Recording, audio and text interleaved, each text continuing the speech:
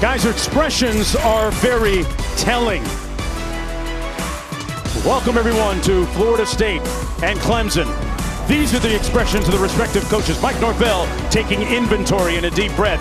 Meanwhile, Dabo Swinney beaming that 5,000-watt smile.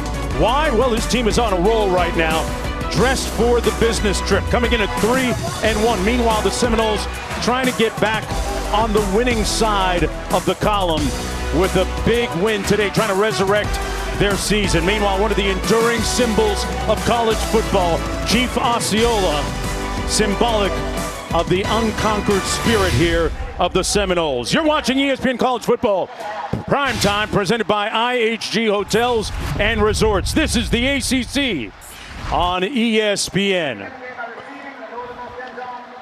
Hello, everybody. I'm Mark Jones alongside Roddy Jones and Quint Kesenick down on the field. He'll be joining us in just a bit. Well, the Seminoles come in 1-3, and when we spoke with defensive coordinator Adam Fuller, Roddy, and asked him which one of your players needs to play well for your team to win this game, what did he do? He held up the entire flip guard. Said everybody on the two deep's got to play well for us to win this game. Yeah. But it is going to take contributions, both sides of the football, everyone who is available, everyone who's on the field. And I would expect Florida State, despite the record, to come out excited for a rivalry game. Meanwhile, both these squads are very familiar with the different swings over the last couple of years, few years in college football, with their respective ups and downs. Clemson, it was felt like a free fall. 8 weeks unranked. Meanwhile, Florida State was ascending, and then 2024 early on, it hasn't started the way they would have liked. And after that opening season loss to Georgia, Dabo has his team on the rise. You might be smart to buy stock in them. Why? He has his team ultimately very laser focused right now. You create your own energy out here tonight, inside out. Let me see us run. Let me see us take a step. Let me see that maturity today. Y'all want to be a great team? Let's see it tonight. I can do pause up. Hey, everybody all in, everybody committed. Right here, this task at hand, this step. Everybody got it. I'm the Tiger all night. Let's go all in on 3. 1, 2, 3, all in. Dabo Swinney on the sidelines trying to build on the momentum. That is the buzzword in and around the program for Clemson after regrouping after that early season loss against Georgia, coming off an impressive win a week ago against Stanford at home. But this is a big test, he says, for this team. They've been very convenient and comfortable in the confines of Clemson lately. This is a pivotal road trip, in the words of the head coach. Florida State winning the toss, deferring to the second half. The Tigers will have the football first, and they'll start off first down and 10 from their own 25-yard line. Q, a different quarterbacking story for Florida State this week. Yeah, as DJ Uiagalelei is out, he will not play. Brock Glenn will make the third career start. Remember, he was the quarterback last year in the ACC Championship, the win over Louisville, and then they lost in the Orange Bowl 63-3. Glenn makes his third start. This is the first time he's had an entire week to prepare. His numbers are dismal, but he's excited. He's got great energy. Meanwhile, you're taking your first look at Cade Klubnik, the ACC's most improved player, was on fire with the deep ball last week, and he can get out of the pocket and sting you with his speed. Responsible, Q, for 4 touchdowns in that win. First and 10 for the Tigers. They're going to keep it between the tackles. Phil Maffa will aim about 2 hard yards. Blake Nicholson, one of the better stories defensively for the Seminoles, making the tackle on the play. There's been so much improvement for Cade Klubnik this year, as Q said. Probably the most improved player in the ACC. Last week, responsible for 5 touchdowns. 4th of the year, 1 on the ground. Looking to pass on 2nd and 8 into the flat. Completes it to Maffa, who's going to be pushed out of bounds. About 3 yards short of that first down. 3rd down and 3 coming up. Brown making the tackle on the play for Florida State.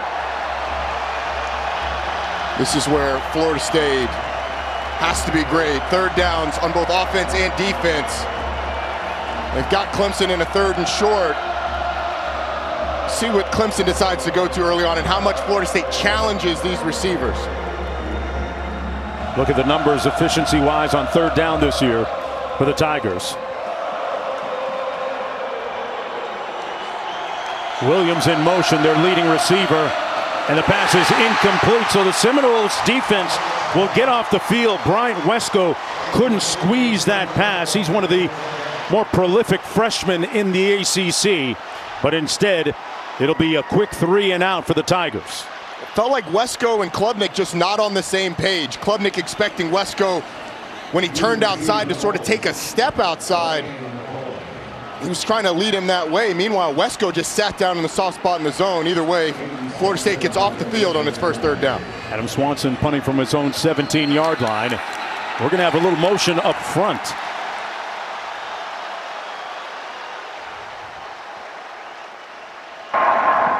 Ball start. 0 on the kicking team. 5-yard penalty, 4th down. It's against Barrett Carter, one of the veteran leaders for the Tigers.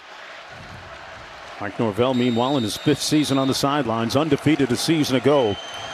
And off to a rocky 1-4 start. He was very upbeat all week in practice. At the 28-yard line, LaWayne McCoy is brought down immediately. It'll be 1st and 10 from there after that 46-yard punt. For quarterback Brock Glenn, who actually started the ACC title game a season ago, went 8 of 21 in that game, but unique in the sense that this is the first time, Roddy, that he's had an opportunity to prep an entire week knowing for sure he was going to be the QB1. Before that ACC championship game, Tate Rodemaker still going through concussion protocol. Before the Orange Bowl, Tate Rodemaker still in the mix until he decided to transfer late before that Orange Bowl trip. But Brock Glenn, a more mobile quarterback that really isn't afraid of the moment. 1st and 10. Pulls it out on the RPO, incomplete over the middle. Had Ja'Kai Douglas, their leading receiver, the intended target. He's trying to improve on these numbers, and well, some impotence right there showing offensively for Florida State offensively. It really is. There's no other way to say it. And that's why the common refrain has been, it's not just been on the quarterback to improve these offensive numbers. But Brock Glenn on that first play, Mike Norvell said he might be a little amped up. That time he overthrows it. They'd had a big play if he'd have been able to hit Ja'Kai Douglas. 2nd and 10. 3 receivers out to the top of the screen. Glenn checks it down. Phil Feely made one guy miss, and they're going to spot it at the 31-yard line. A pickup of 3 on the play. There was a missed tackle by Wade and Woodaz. And there's a look at DJ Uiagalelei, out because of an injury. Obviously had a procedure on his hand, wearing that club-like cast. And that soft cast that would let you would make you think that there's been some sort of procedure on that hand, as you said. We'll see how long he's out, but until then, Brock Glenn and a big 3rd down here. On 3rd down and 7. We talked about trying to make it a little bit easy for him to start the game. Glenn under duress. He's going to be sacked. Back at the 25-yard line, Barrett Carter, atoning for that procedure penalty a moment ago, gets the sack on the play, and it's a 3 and out for Florida State. It's good coverage on the back end, but really the pass rush collapses the pocket around Brock Glenn, so he has nowhere to move up in the pocket. So he's trying to climb, trying to find some space to be able to deliver the football. So nice job by Clemson. Integrity in the rush lanes, keeping the quarterback in the pocket. Alex Mastromano punting from his own 12-yard line. Antonio Williams back deep for the Tigers, calls for the fair catch at the 25, where it'll be 1st and 10 for Clemson in their first road test in 4 weeks after that 49-yard punt. The stadium at Doak Campbell under construction, like a bunch of other things here too. Back after this. Construction has begun on a new football facility, and Doak Campbell Stadium currently under renovations. Combined project cost $500 million. If you're a fan of the Crane Index, That is a metric used to track the operating cranes in cities or universities. You know, the economic sentiment here in Tallahassee is positive. Yeah, that is true. That's facts, Q. When you look at the skyline here being pierced by all of the construction and the cranes and such, it really speaks to the investment that they're making here in college football and beyond. And I think Florida State fans would tell you that it's long overdue. The amenities that they'll have in that football-only facility are going to be tremendous, and it's going to help on the recruiting trail and for their current players. 2nd and 8. Pass is caught at the 32-yard line. Stellato. They're rebuilding the west stands on the press box side to provide more ample premium seating. New restrooms and concession facilities. They're going to have some suites on the field level. It's going to be super nice. But for now, you see the aluminum temporary seating with a vast vacancy. Capacity of the stadium down to 55,000. But judging from the noise tonight, Jonesy, they're bringing it. Oh, yeah.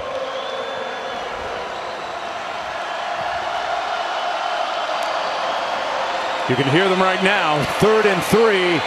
The pass is complete for the first down to Troy Stellato.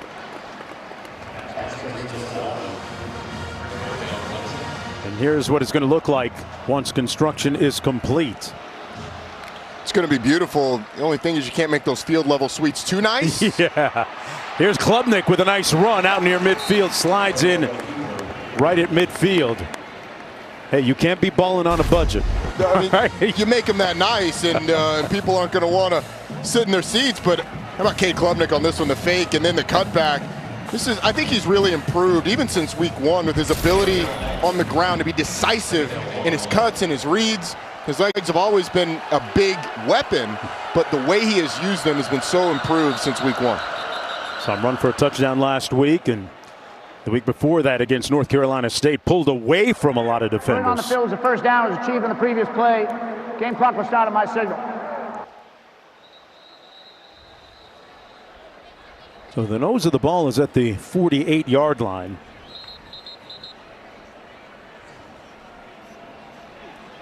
It'll be first down and 10. So where they marked the ball, it was kind of borderline, but they ruled that it was a first down, so they had to reset the chains, get them moved, and now we're off and running. They've gotten Klubnik to commit to those deep throws as Williams goes in motion on the jet sweep, turns the corner, and picks up another first down for Clemson. Got a nice block by Bringingstool on the edge, Roddy, an 11-yard gain.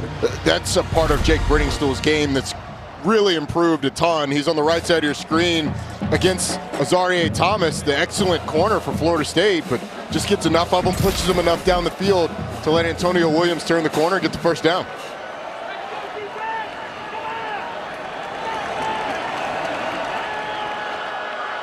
From the 41. Gonna hand it off to Maffa. Let's go back to the studio.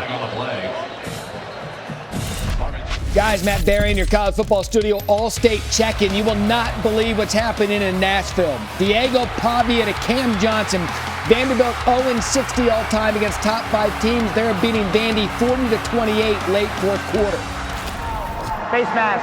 Defense number 7. A 15-yard penalty to be added to the end of the run. Automatic first down. Sorry, I'm not sure I heard all of what Matt said, but I think he said it was 40-28. I had to double check. Okay. Look, our guy Matt Barry's on top of it, and they got the best crew in the business in the studio, but that can't be right, can it? No. A week after that incredible and thrilling comeback against Georgia, Bama on the ropes. First and 10. Stellato hit right away by Brown. I like Cade Klubnik's decision making. Hasn't really thrown the ball downfield, but it's been all short stuff.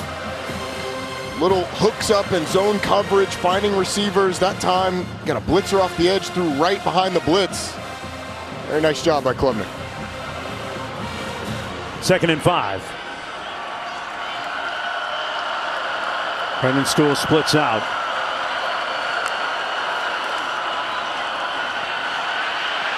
Little RPO, and Klubnik going to be dragged down at about the 17-yard line.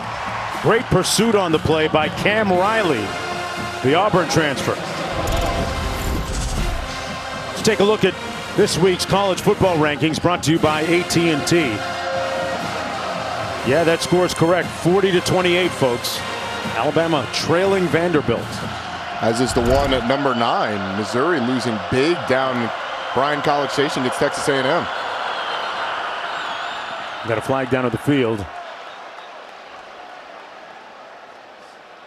Texas A&M is a different team since their early season loss, too. They are. You got Connor Wigman back today. Mike Elko very fired up when talking about his quarterback in the post game. Offside. Defense number 11 causing the offense to react. A 5-yard penalty results in the first down. He and Patrick Payton and Joshua Farmer both jumping off sides, causing the offensive player to react. Cade Klubnik was about to take a shot down the field, knowing he had a free play. His biggest improvement, coaches say, has been his decisiveness and making plays with his legs. We've seen a lot of that. They keep it on the ground. Maffa straight ahead will pick up about 3 with his forward progress. Phil Maffa, big bruising back, 6'1", 230 pounds last week against Stanford, ran 10 times for 58 yards. That 58 yards is a season low, and Dabo Swinney talked about the fact that they needed that run game to be much better this week against a stout Florida State front. Wesco is split wide to the top of your screen, the talented freshman. Stellato in motion. They come the other way. Incomplete at the 7. As Klubnik fires high for Troy Stellato. It'll be 3rd and 7 coming up.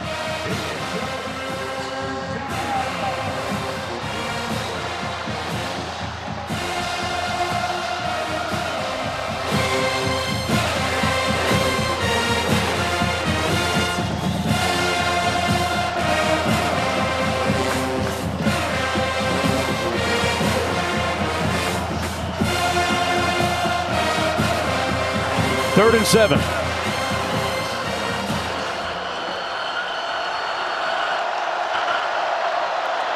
Klubnik into the end zone, incomplete, and no flag on the play.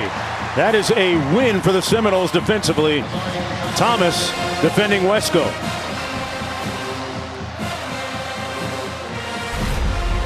This is what the sounds of the crowd and the band were doing to Cade Klubnik, having to cover his ears, the ear holes, to hear the in-helmet communication. Garrett Riley relaying the play to him.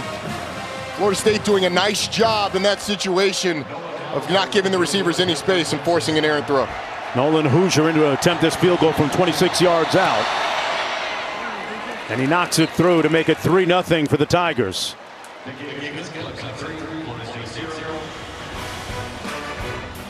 Klubnik getting his team all the way inside the red zone, but unable to get a touchdown. We're going to take a short break. That's the way it should look, but these are distressing times in Tallahassee. Things are a little upside down. Look at the state capitol here in Tallahassee, and you think back a week ago when Hurricane Helene bearing down on this community. As a Category 4 storm, it veered east by about 10 miles, sparing both Florida State and the immediate communities around here. Well, that same storm visited Clemson, South Carolina, shutting off power while we were there a week ago. Players and coaching staff dealing with this week, and folks up in western North Carolina, the Asheville region, and upstate South Carolina still without power a week later. Our thoughts and prayers go to those fans who are watching this game from that area, perhaps. Really scary stuff.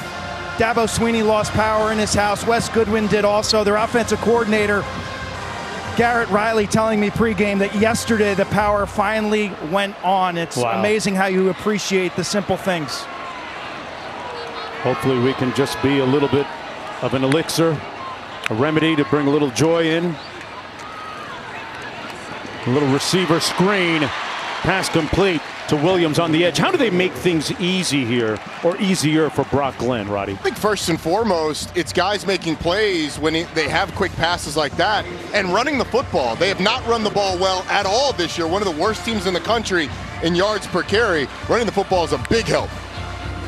Second down, 4 to go.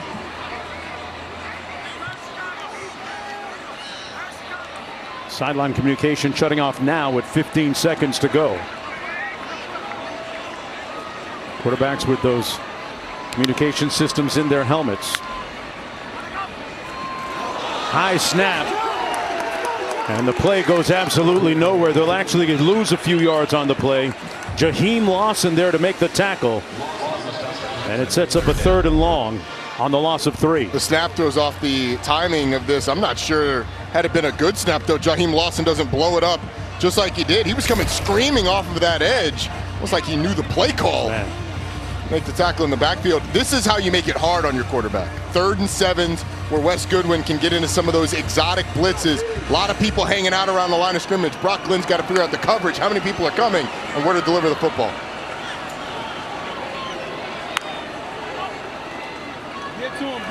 Glenn gets rid of it.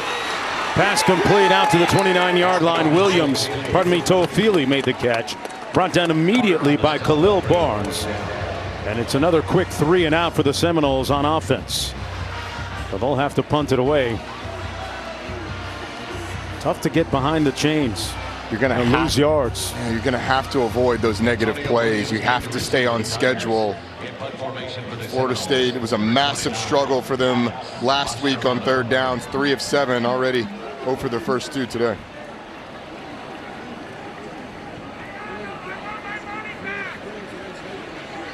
Astromono perched at his own 14.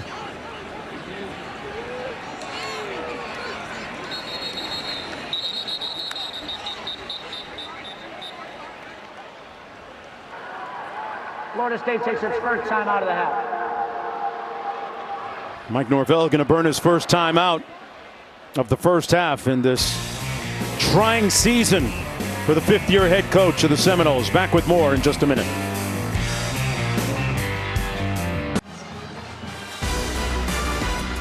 Coming up tonight at 10:30 Eastern Time here on ESPN. Number 8 Miami, the Hurricanes, out in Berkeley, California, the jewel of the Bay Area, taking on 3-1 Cal.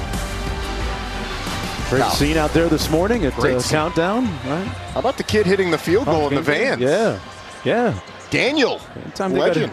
Anytime you got to write a check and give some money away, it's a good thing. Maschermano, there's a flag down on the punt. Williams fields it at his own 20. Found an alley, still on his feet. And returns it 23 yards out to the 43 for the Tigers after the 52-yard punt. But let's see what this flag is all about here.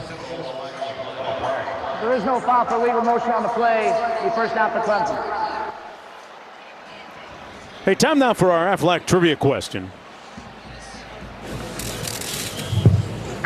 Prior to tonight, when was Miami's last regular season game on the West Coast? Man. You've been cracking the code. I know. Our team made it a point to make it tougher this week. I've got no clue. I think I have an answer. I think Andre Johnson's big catch, Rose Bowl, their last one of their national championship. Season, though. It said regular season, right?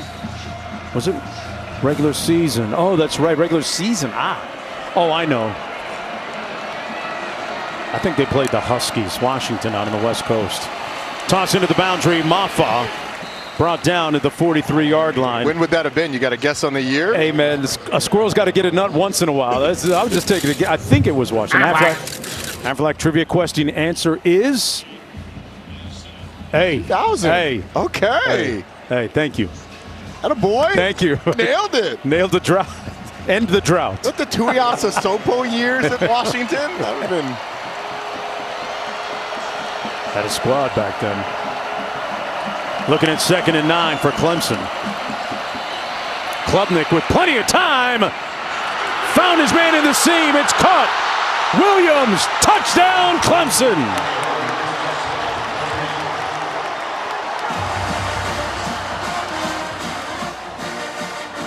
"57 yards on the strike." The catch and run. And it's 6-0 for the Tigers.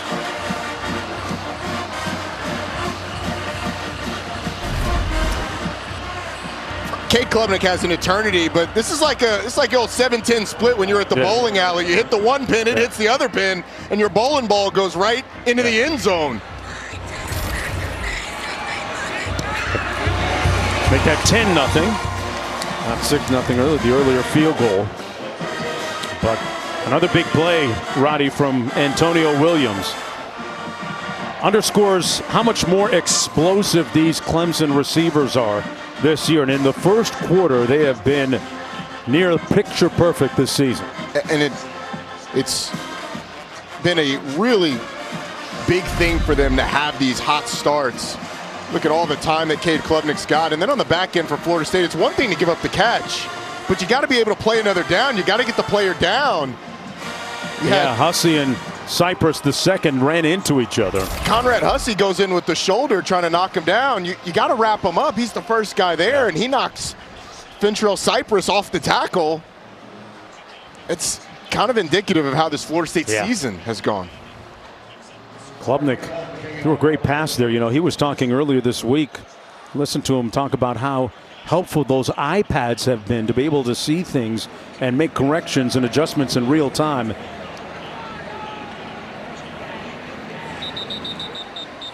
Now a quick word from Verbo. Defenses so far have been stingy, and that really showed in the... Look, if you want a house without a host, you should have booked a Verbo. Like I was saying, both teams have really good defenses, and it really showed in the second half. Coach is really immersed in his acting. I can tell I can see a marked improvement from the earlier one. No kidding, and eager. He's on every commercial we air. You're right. I mean, it's all over the place. Good for Coach Saban. The Nick Saban network. Right. First down and 10. Brock Glenn making his first start at quarterback for Florida State. Gets it out quickly, complete on the receiver screen, and a big hit made on Ja'Kai Douglas, Seminoles' leading receiver, a gain of 2. And a near Pyrrhic result. It's actually Darius Washington that delivers that big hit. 76 is the one that lowered the boom. Wow. Ja'Kai Douglas, 5'9", 195. If he's 5'9", I'm 6 foot. Darius Washington, 6'4", 310. If he's 310, he's a little bit more than 310. Sure looks like it. Second down and 8. Glenn going to hand it off to Toafili. And he's brought down right near the line of scrimmage by Terrell. No gain on the play, setting up a third down. How do you get your quarterback in rhythm here and have him confident on this 3rd and long? Well, I think you've got to move the pocket some. He's done a nice job on the run. You're going to give him a look at the defense. I'd expect him to do a check with me so Mike Norvell can help get him into the best play. 5 seconds before they shut off that sideline communication in his helmet.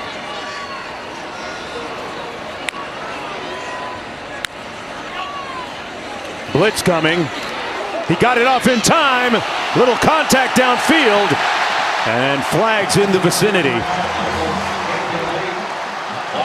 Looked like Glenn made a nice read to get it out. He saw the pressure coming, huh? He had to. It was bearing right down on him. He had Khalil Barnes screaming up the middle.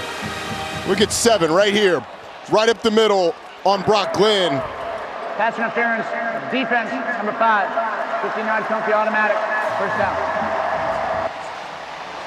And on the back, Sherrod Koval ends up with the tug on the jersey. But look, that's a conversion for Florida State. You move the chains, you get to play another down. From the 42.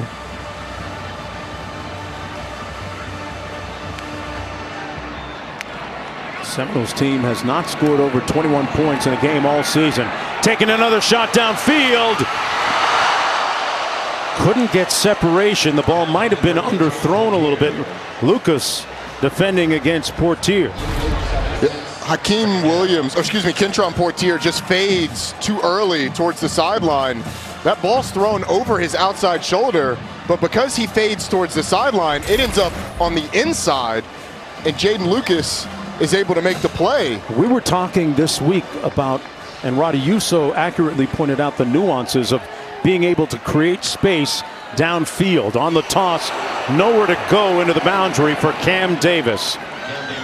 Okay, so Roddy, you explained that when the ball's in the air, there's a lot of important things that the receiver has to do to get separation. I'm the defender, you're the receiver. How does it look? Quarterback's in there, right. So if we're running down the field and the ball is thrown right here, if I fade outside, now that ball goes from out here to in here. That's what just happened. Right.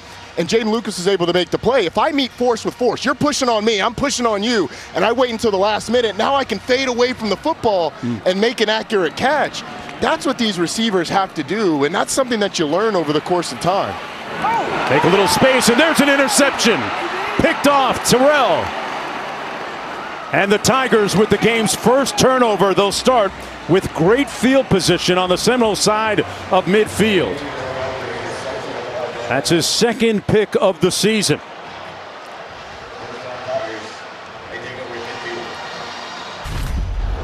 I mean, so the interception is going to happen to the top of the screen. Go ahead and run it, guys.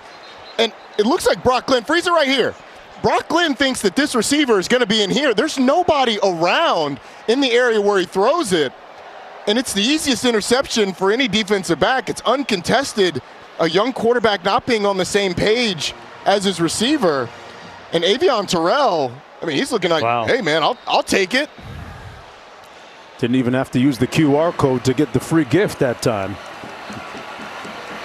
Mike Norvell trying to coach up his young quarterback. Downfield, Klubnik incomplete at the 18-yard line, intended for Bryant Wesco. Working against Thomas, one of their better cover corners. Wesco with great speed and a big-time recruit out of Texas. His dad and mom both great athletes back in the day. A couple of track stars. He might be their fastest receiver, too. The bloodlines are there. He's got to learn some of that stuff that we were just talking about. Meeting force with the defender holding that line that you're on and then fading at the last minute. Cade Klubnik didn't really give him a chance there. The ball thrown out of bounds. Klubnik going to use his legs here on the option. Made a great move and put his hat down and made it down to the 35, and he's slow to get up. Ran over Kirkland, who made the stop, but Klubnik a little wobbly and slow to get up after the 14-yard gain. Come out on the field for an injured player of the offense.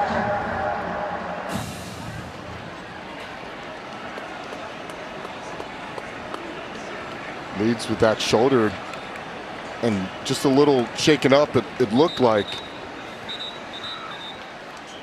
We have our rules analyst, Matt Austin, joining us right now. Matt, tell us about this hit and your evaluation of it. Well, the runner in this case is not defenseless because he's still trying to gain yardage. It looks like the defender went in with his forehead to the shoulder, so I don't think there's any targeting concerns here, but it certainly was close. And Matt, Clemson, obviously they stopped the game for Cade Klubnik to exit. It doesn't look like he's going to come back in, but Clemson called a timeout. Would that allow Cade Klubnik to play the next play because Clemson called the timeout after the stoppage? No, anytime you have an injured player, he has to sit out for one play no matter what. All right, Matt, that's a great clarification of the rules. And Klubnik on the sidelines. Christopher Vezina is QB2. We saw him towards the end of the game last week at Clemson in their battle against Stanford. There he is, 6'4" freshman out of Birmingham. Wow, what a... So Vezina will come in. Question is for how long. It looks like they're going to hold Cade Klubnik out for at least a little bit, probably to evaluate him after getting up a little wobbly. Vezina was a big-time recruit, though. How much do they give him in this game, though? Vezina looks off his intended receiver, then comes back the other way. And incomplete. Nobody home. And it's incomplete, but we have a flag on the field. Azarie Thomas was defending as Klubnik comes back into the ball game for the Tigers. Pass interference, defense number 8, 15-yard penalty, automatic, first down. Folks, college football never fails to shock you. Vandy has defeated Alabama. It's gone final. Put your hand up if you had Vandy today. I think a lot of people were on the opposite side of that thing. Klubnik's going to hand it off to Bill Maffa. And nowhere to go for him. Time winding down. Results like that are interesting, obviously because of what it is, but Kalen DeBoer in his first year as the Alabama head coach, it's part of the way to being the Bama head coach. It's not just the Georgia game, it's the games after. Because you're every team's Super Bowl. So can you get your team ready and understanding what it's going to be like on a week in, week out basis? It's things that both of these two teams, Clemson and Florida State, have dealt with at various times and often deal with. 2nd and 12.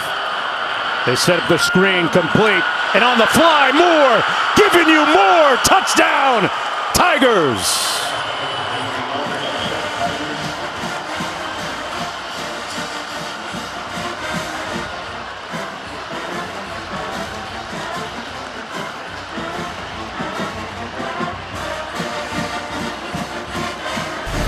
First touchdown pass of the season for Vezina. And Moore, Klubnik back in the ball game.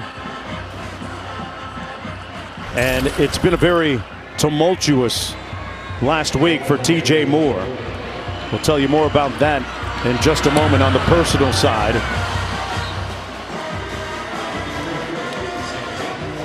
Hey, lots of news back in the studio. What do you have for us, guys? Jonesy, you just referenced it. It's our Chick-fil-A move on the field, and it's Diego Pavia and Vanderbilt. 2nd and 6. This first down puts it away. Vanderbilt snaps a 23-game losing streak against Alabama, and their first win against the top 5 team and the number 1 team in program history. It happened. It's getting weird in Nashville tonight. Ooh, I can hear them from here. Wow. What does that do to the college football playoff picture now, I'm wondering?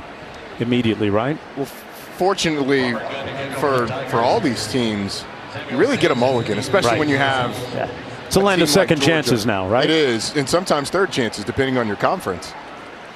So not a ton there, but I mean, how about that for Clark Lee and that program? 2 seconds to go in the quarter. Seminoles down 17-0. Brock Glenn off to a shaky start. We'll see how he responds after throwing that interception a moment ago. And if you're Mike Norvell, you're pulling out all the stops to try and get something going. You're 0 for 3 on 3rd down. The only time you've moved the chains is on a pass interference call. Hope is not a strategy. Throwing it downfield and hoping for penalties, it's not the way to go about it, but it's kind of how it's been offensively for them this year. Wonder if there's a time that we see the backup quarterback Luke Kromenhoek in the ball game. They hand it off to Toafili, brought down by Khalil Barnes, and that's going to do it for the first quarter. 17-0. Tallahassee aglow at night. Plenty of lights and Spanish moss. Part of the flora and fauna here in Tallahassee. Back with the second quarter in just a minute. Welcome back, everyone, to Doak Campbell Field Stadium here at Bobby Bowden Field. 17-0 for the visitors. And there's a look at what's at stake. Clemson with a win, trying to keep momentum on their side as Toafili runs it for the first down for Florida State. They come in at 1-4 this evening. And a moment ago, Quint was standing by on the Florida State sideline. When it comes to Brock's improvement, what are you emphasizing? Well, I mean, obviously we got to take what they're giving us, and we got to get in a rhythm. We got to be able to run the football and be able to have balance. Thank you, Coach. Appreciate your time. 1st and 10.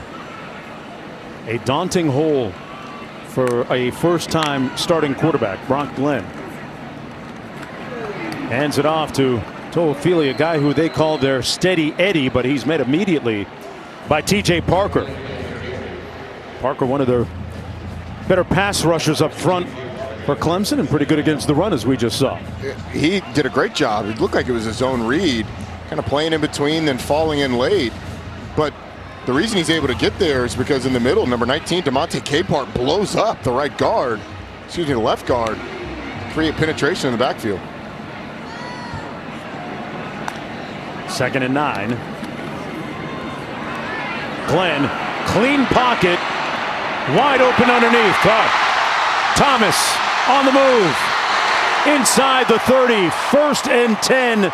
Seminoles like a breath of fresh air. A 35-yard pickup. So it looks like they're going to try and get Mekhi Danzy down the sideline, but Landon Thomas is right there. It looks like they're going up top, but he leaks out super late, holds that block forever before he gets out. It's a really nice job of holding your water as a freshman, not leaking out too early so that they pick you up. Thomas had a 3rd quarter touchdown catch last week in that loss against SMU.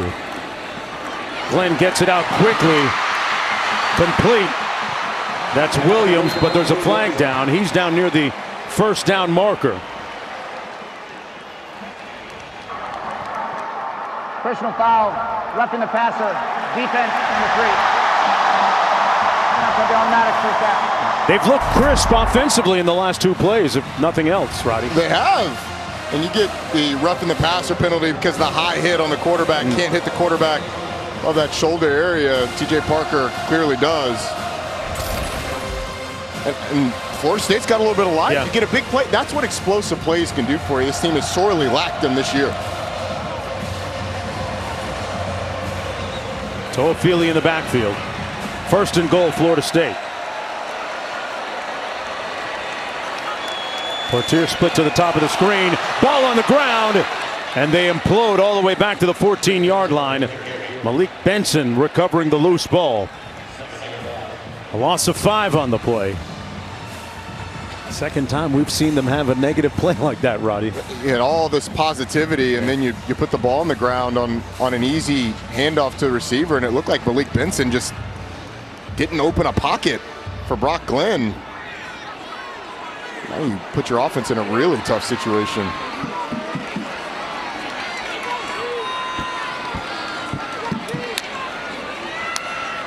Glenn out of the shotgun. Hands it off to Toafili.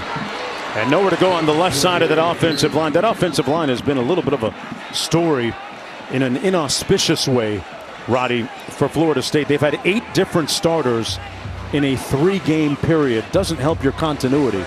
Does not. And when you have guys like Richie Leonard, who was really experienced coming over from the University of Florida, he's out for the year. Keandre Jones out today. Jeremiah Byers has missed some time this year. What was thought to be a strength of this team on the offensive line has at times been a liability, and certainly not been a help to what this offense is trying to do. 3rd and goal all the way back at the 13.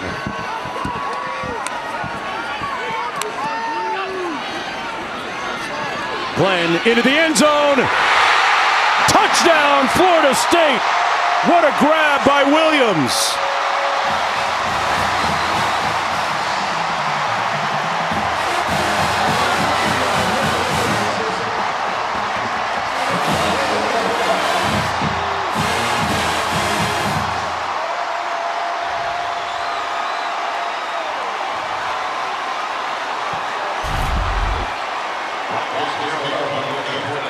Williams, the tight end, on the right side of your screen. It's a little skinny post inside of the corner. Avion Terrell. Really nice delivery by Brock Glenn. And the tight end's coming up big. The 2 freshmen, Landon Thomas and Amari Williams, really helping power that drive. Good to see the guys in that room come together and make some plays. Kyle Morlock had a rough week last week in that loss against SMU, but his fellow tight ends lifting him up right there. The extra point good, and the Seminoles with life. Brock Glenn with his first career touchdown pass. Much to the delight of his head coach, Mike Norvell, who's been coaching him up on the sidelines in the interim. And what do you do after you throw your first touchdown pass? You give it the LeBron shoulder shrug. Get off of me. I'm the biggest. Under the lights here at Bobby Bowden Field at Doak Campbell Stadium. And the Seminoles have been taken off the critical list momentarily. They were looking at a 17-0 hole. But Rao just trails 17-7. Mark Jones, Roddy Jones in the booth. Quinn Kessing down at the field. Roddy, what does a score like that mean for a team at home that's been struggling for so long? You hope it instills some hope. You would think that some energy. It's been a team that's felt that it struggled to find its inspiration. It's felt a little empty as a team, to be honest. The responses haven't been great. That was a nice response. Now, it took a little bit for it to happen. You need the defense to help as well. But you would think that would instill some belief in this crew. They come in 1-4 overall. Haven't scored over 21 points in a game this year. 1st and 10 for Clemson, coming back the other way now. Klubnik has a whole bunch of real estate in front of him. And he runs out of bounds near midfield. They're going to spot it at the 48-yard line. And that is a dimension that often goes understated for Cade Klubnik. He ran for 23 yards untouched. And it's been the way that they have hurt teams that have played man coverage against him the most during this season. And the defensive line has to maintain integrity in the rush lanes. You can't get up above the quarterback through those defensive ends and create those holes. Klubnik over the middle, caught down to the 28-yard line. What a grab by Antonio Williams, who shows you why and how he's become their leading receiver. It's a guy that played 4 games last year, and they sorely missed him. He is a playmaker. He's electric with the ball in his hands. He's got great hands. And this is a nice catch climbing the ladder on a throw that was a little off the mark, but that's what great receivers do to you. They make quarterbacks look better. 24-yard pickup, 1st and 10.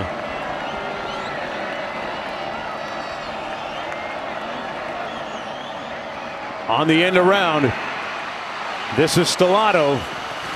Turns those shoulders north-south and brought down by Brown.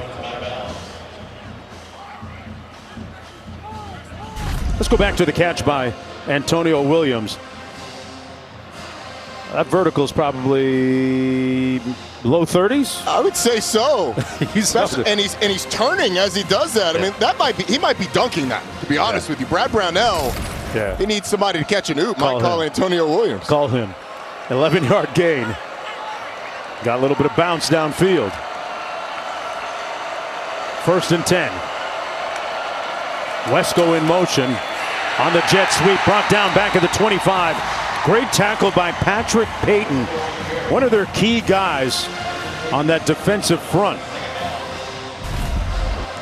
Patrick Payton's right there, kind of in a defensive tackle position, just shoots up the field.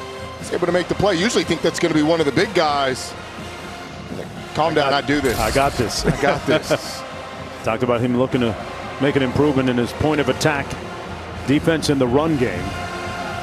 Loss of 6 on the play. 2nd and 16. Klubnik sacked back at the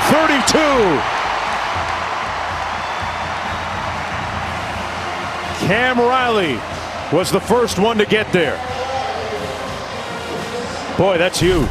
It is. Cam Riley, number 18, getting a lot of playing time today because DJ Lundy, not in the game, just shoots past the center. Ryan Linthicum is able to wrangle Cade Klubnik down. And after the big play to Williams and the big run by Cade Klubnik, now this Florida State defense has 2 negative plays. How about the Steph Curry? Man. Put him to sleep. Night-night. He hit the night-night. I don't know if I do that down 10, but hey, man, that's up to you, big dog. It's not bedtime yet. Right. He's still awake.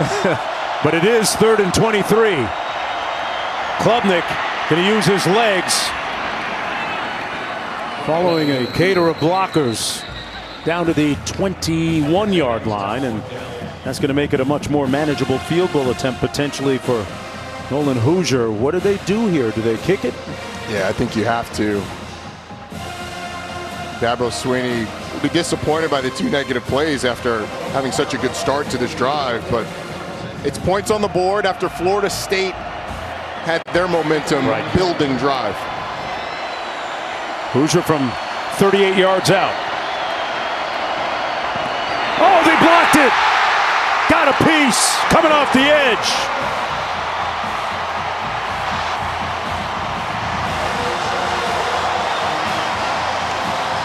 Seminoles with a great response. Edwin Joseph coming off the edge there, Roddy. Their coaching staff assured us that they play hard on every single play, and Edwin Joseph bending the corner, blocking the field goal, and after getting 7 on the offensive side, the defense and special teams comes up big. Florida State, little momentum.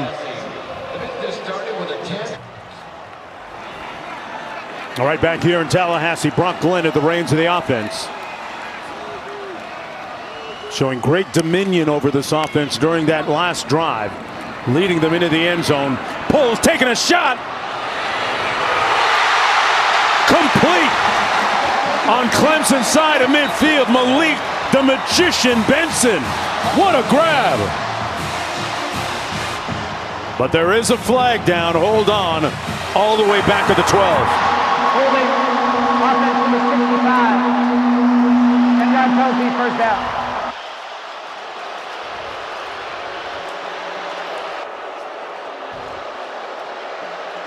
Penalties like that can be soul-sucking.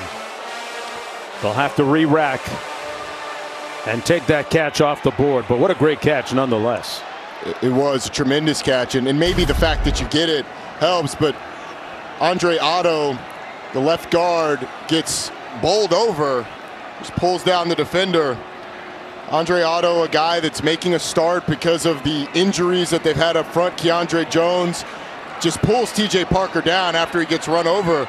Andre Otto had 7 snaps this season offensively coming into this game, and the inexperience showing there. Sets up 1st and 20. Glenn hands it off to Cam Davis. Brought down by, well, not quite brought down. Kept that pile moving. Time now for our drive recap, covered by Geico. And one more look at that scoring drive led by Brock Glenn. The big play was the catch and run by Landon Thomas right here. The 235-pound tight end, and then another tight end, Amari Williams, with the touchdown catch. And there's been a bit of a youth movement on this offense. Thomas and Williams, 2 freshman tight ends. The tight end position has struggled. We've seen Micah Danzy, we've seen Luane McCoy, all playing in this game. So Florida State getting the talent on the field. Glenn hands it off to Cam Davis again. Wade Woodaz making the tackle on the play for that Tiger defense. Woodaz, number 17. The guy that really speaks up when things need to be said on that Clemson defense. He and Barrett Carter, a couple of prominent voices for Clemson. 3rd down and 10 coming up.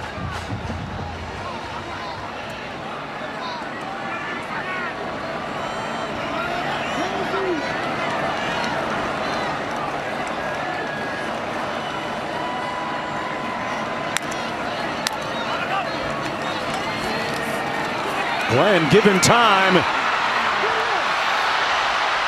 And now on a scramble. Wisely gets rid of it. Goes past the line of scrimmage, out of the pocket, a man in the area. No grounding. Checks the boxes for that, but it sets up a 4th and 10. Just kind of shows you the margin for error that this Florida State team has, and it's very small. You get a big play on 1st down that's negated by a hold because of inexperience on the offensive line. Put your young quarterback behind the sticks, and Of course, you're in a 3rd and long where you're just throwing it away. You're going to have to make the plays when they're presented, and you can't have those crucial mistakes. 4th and 10 coming up. Mastromano ready to punt, and we're going to have a procedure call. Ball start. Offense number 1. 5-yard penalty. 4th down.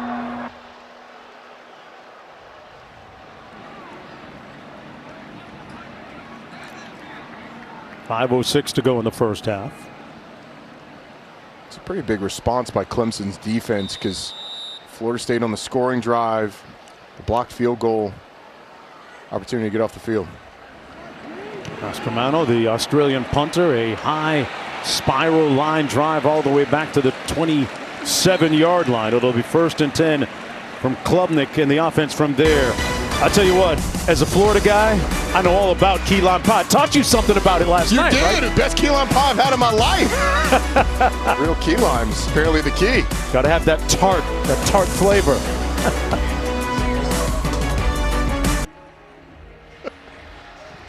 Folks, kick off your Week 5 NFL Sunday with Countdown Crew.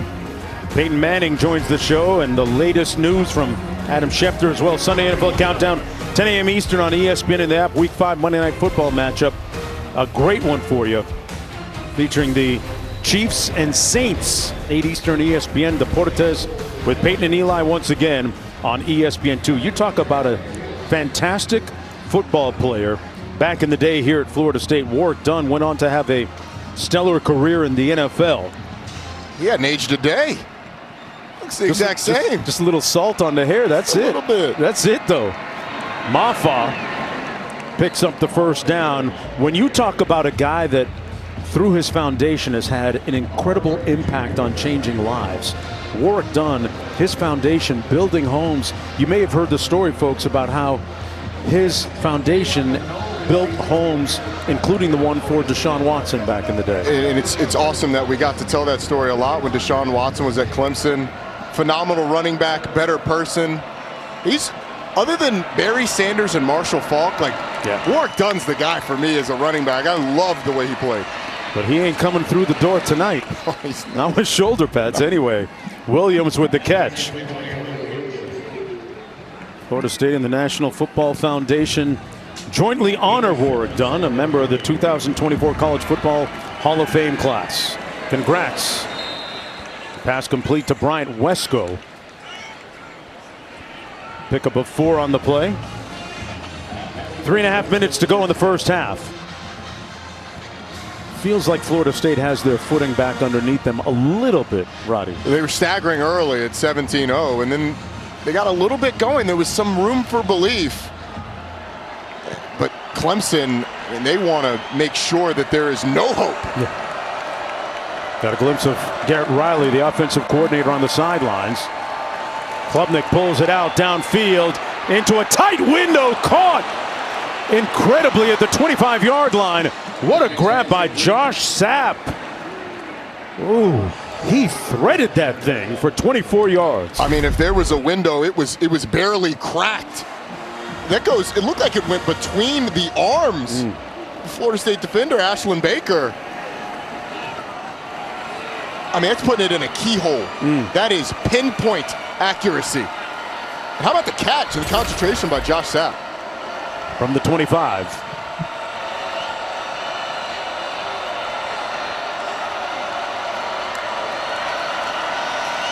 Klubnik on the play fake. Gonna try and take off and tackled. There's a flag down. Klubnik down at the 26. This might be a horse collar.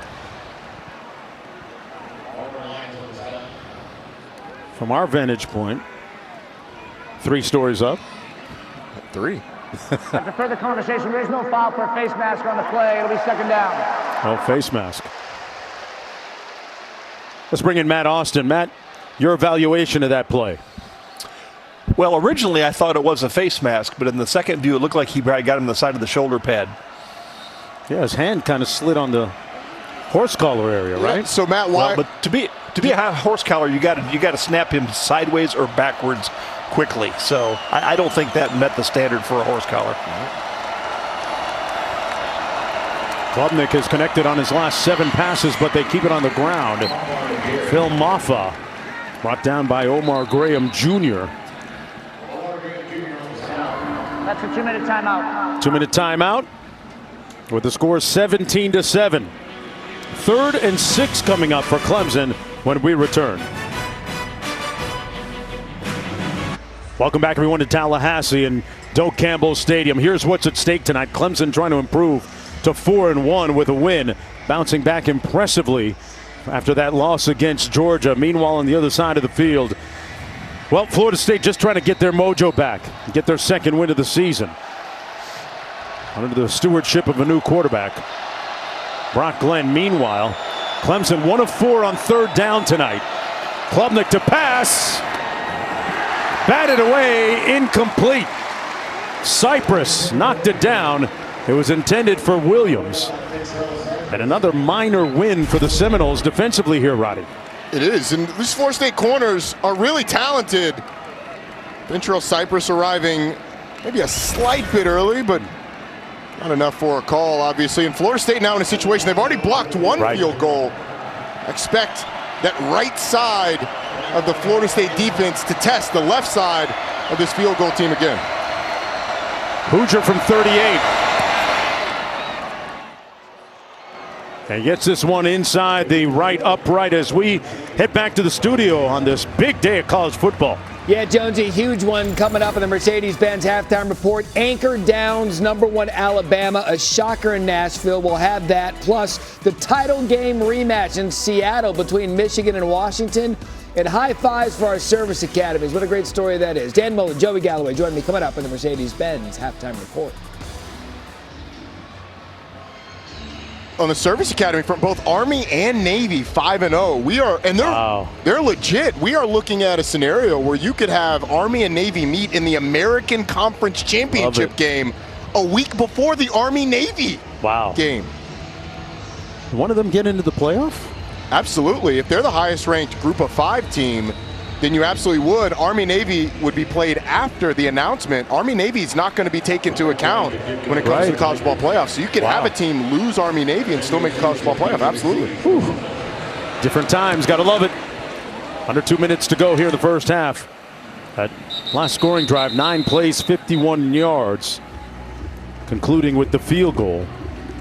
And there's a look at the chances to make the new 12-team college football playoff. I'd imagine Alabama's percentage would have gone down a little bit after that loss. Not much at all. It's this is coming into the weekend. Absolutely. Okay. First round is December 20th and 21st. Quarterfinals, semis, and then the championship game on January 20th. Longest season in college football history, starting when we did and going to January 20th. No complaints here. Glenn out of the shotgun, complete over the middle to Portier. And he's going to end up about 1.5 yards short of that first down. 2nd down coming up. Florida State with 2 of its 3 timeouts remaining. Trying to move quickly here.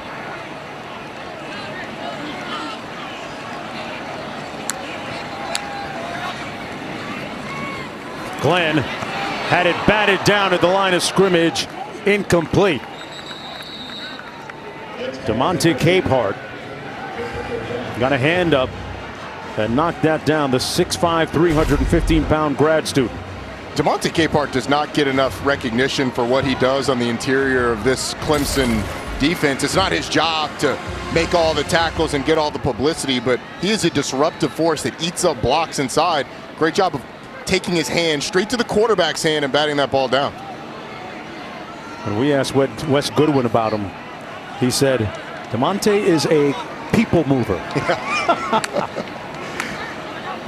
3rd and 2. To get it out quickly on the receiver screen, incomplete. Well read defensively. Barrett Carter, the linebacker, was out there and had a beat on that. It was intended for Toafili. Instead, it's 4th and 2, and Barrett Carter is ubiquitous. He is all over the football field. One of their leaders defensively. I had a great visit with him last week when we were at Clemson. Wisely quickly blows up that play, and that's a pretty demoralizing non-conversion for Florida State. Now Clemson's going to get the ball with a lot of time and 2 timeouts. Get points before halftime. Mastromano got it off.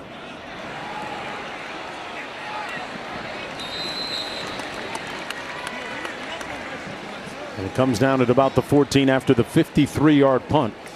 And back to Barrett Carter. There he is on the sideline, 0. We were talking a little NIL with him, and his father is a financial planner, Friday.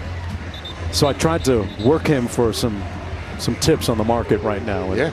You know, did you get any? I'm still waiting for the email to refresh and see what happens. There's some nice cars in that Clemson parking lot. I'm trying to get one. There are nice cars that are in the parking lots of every major football program across the country. Hey, man. I'm trying to go from a hoopty to a whip, man. Yeah, I've seen how you roll. You're not in the car wise, but I have a feeling we don't have no hoopty. 1:12 to go in the first half.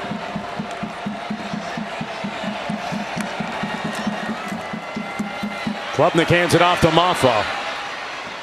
And the big, bruising, burly back makes it out to the 30 and beyond for Clemson. Got 16 on that carry with 1:04 to go. Hey, tomorrow afternoon we'll have both game 4s in the best-of-5 WNBA playoff semis. Liberty and Aces squaring off at 3 Eastern on ABC. Then on ESPN, Minnesota against Connecticut. New York and Minnesota up 2-1, looking to move on into the finals. WNBA Countdown tips off coverage at 2:30 Eastern on ABC. And I'm still high on Asia Wilson, the reigning MVP, the best female basketball player on the planet, bar none, and her team's ability to come back against a great New York team. Great New York team that stormed out to a 2-0 lead. Ace is going to have to win 3 straight if they're going to advance, but you don't put anything past Asia Wilson. No.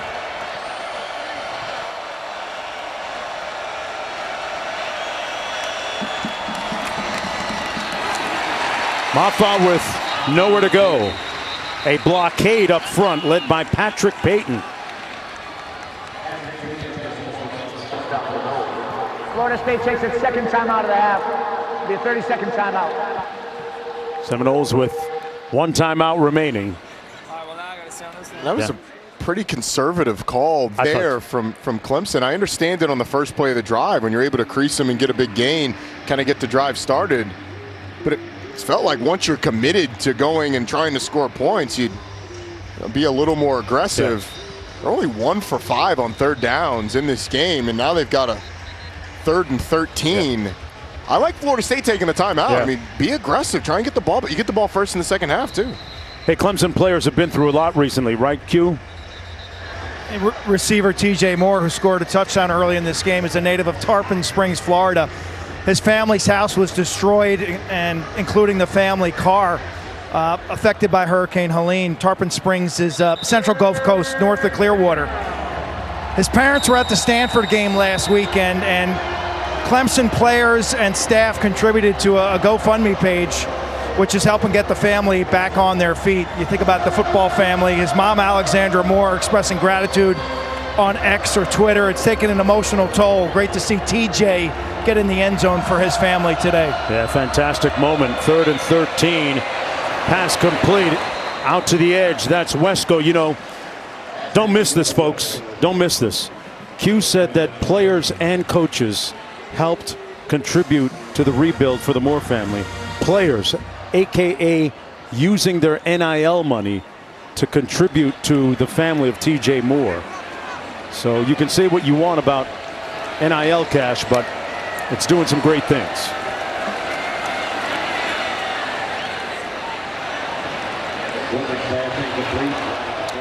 And a bunch of linen on the field down there, Ronnie. Going to get an offsides by the defense and then a pass interference. Patrick Payton has jumped offsides a couple of times in this game. He's being pulled off the field. There are 2 fouls on the play, both on the defense. Offside, defense number 11, that penalty's declined. Pass interference, defense number 3, that penalty will be accepted, 15 yards, automatic first down. And now, here's the first one. Patrick Payton on the end of the line of scrimmage. He wasn't the only one. Marvin Jones flinched as well, but wow. Patrick Payton was clearly across. And then here's the second one. You get Kevin Knowles on the back of Troy Stellato, knocking him down. But Mike Norvell, remember, used that timeout after Clemson ran the ball, being aggressive. Now Clemson's in a great opportunity to get points. Klubnik on the quarterback draw, predetermined run for the quarterback, pushed out of bounds at about the 34-35 yard line. What do you make of the job Klubnik's done so far in the first half? Thought he's done a nice job. He's made some throws. He's really used his legs effectively. They haven't been great on third down. Clemson hasn't, but 13 of 19, 178 yards, and then he's their leading rusher with 55 yards on the ground. I thought he's done a really nice job. 2nd and 4. 3 receivers out to the top of your screen. They're going to keep it between the tackles. Phil Maffa with great acceleration. Got those pads low and picked up 10 yards. Look at the numbers on Klubnik. They'll spike it with 26 seconds to go and 2 timeouts remaining. Still got a shot here for an opportunity to get into the end zone. Got at least 2-3 plays left. Absolutely. You got 2 timeouts. You can use the middle of the field as much as you want. And you've got time for more than that if you manage it right. Getting out of bounds, using the timeouts only when you have to. Williams split to the top of your screen. Klubnik comes the other way underneath, complete. Wesco tackled at about the 15-yard line. Brought down by Thomas, and Clemson calls timeout after the 10-yard pickup. Clemson takes its second timeout of the half. The 30-second timeout. Bryant Wesco has been one of the prominent targets throughout the early part of the season here. He is out of high school in the Texas area. And remember, this Clemson squad is a program that doesn't use the transfer portal that much. Meanwhile, there are other schools that use it very liberally. But Dabo, you can't get past him at the club door. Portal. There is no entry. You got to have a special VIP high school pass to get in the club with Dabo. Wesco was a little shaken up, but what Dabo Swinney believes in is that they recruit at a high enough level and they develop at a high enough level to be competitive without needing to bring in players from the transfer portal. And we can be critical of his evaluation of players, maybe saying that he doesn't think the players in the portal are better than the ones he has in-house. But I think this Clemson team has refound their high school recruiting and development mojo with guys like Bryant Wesco.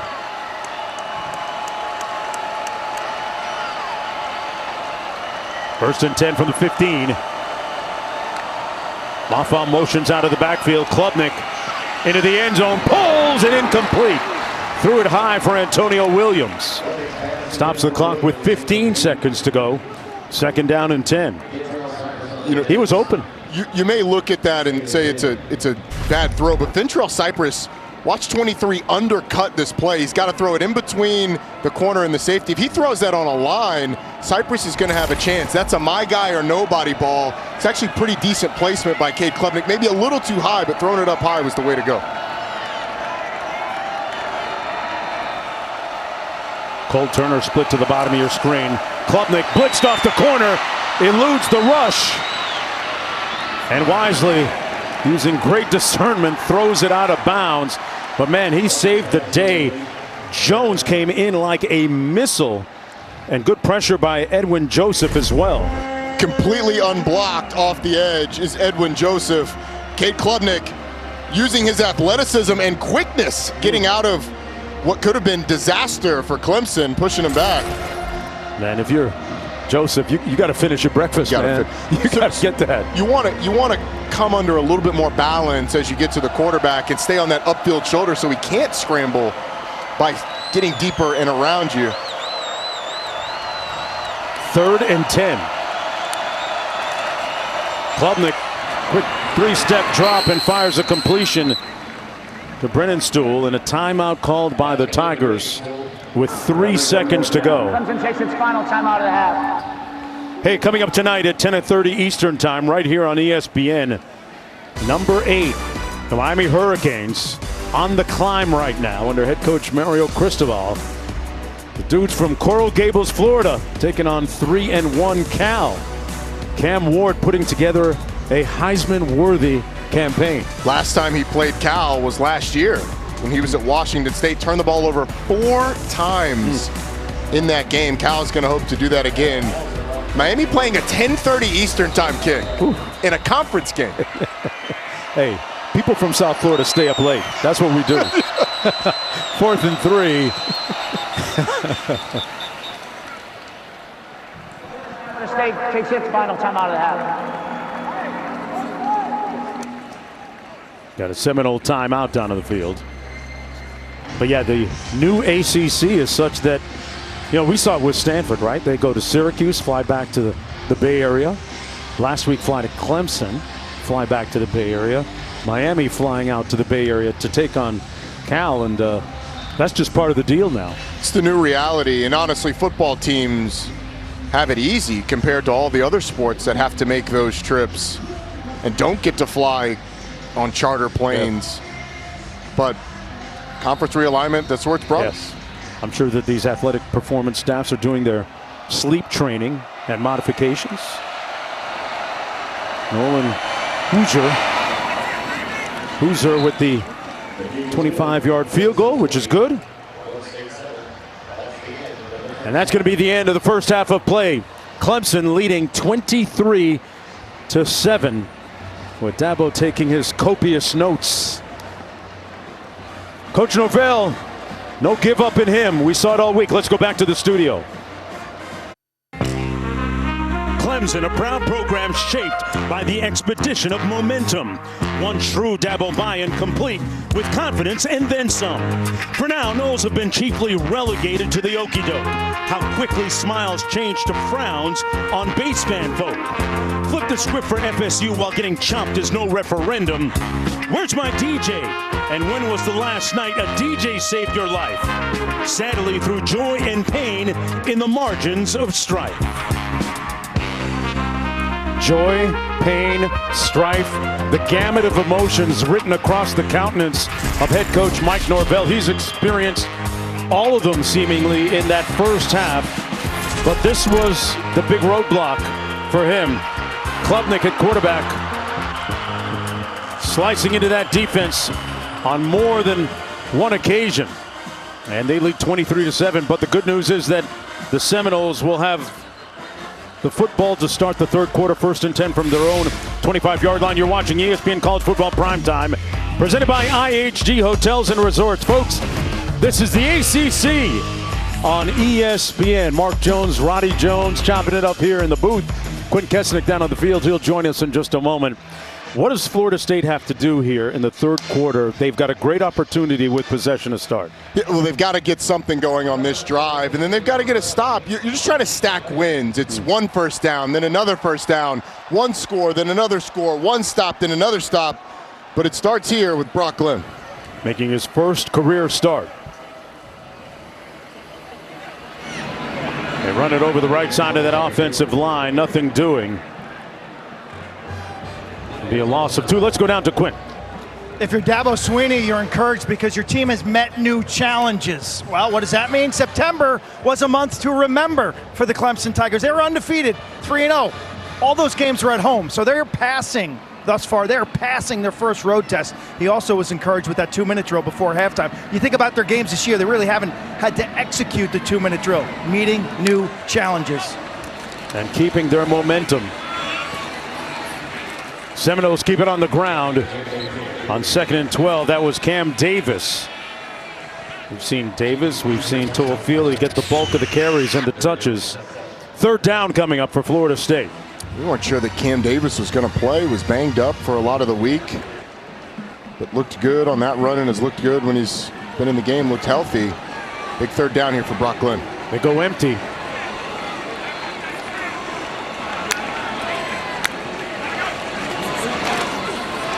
Glenn gets rid of it quickly, complete at the 40, and a 1st down catch and run by Williams.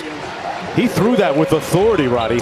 He did. He was on time. I like Mike Norvell going empty, clearing the picture up for Brock Glenn, giving him an easy read, knows exactly where to go with the football. And Hakeem Williams creating separation against Jaden Lucas, wide open. Here midfield, Toafili will cut it back. Get back to the line of scrimmage. It'll be 2nd down and 10. Wade Woodaz making the stop on the play.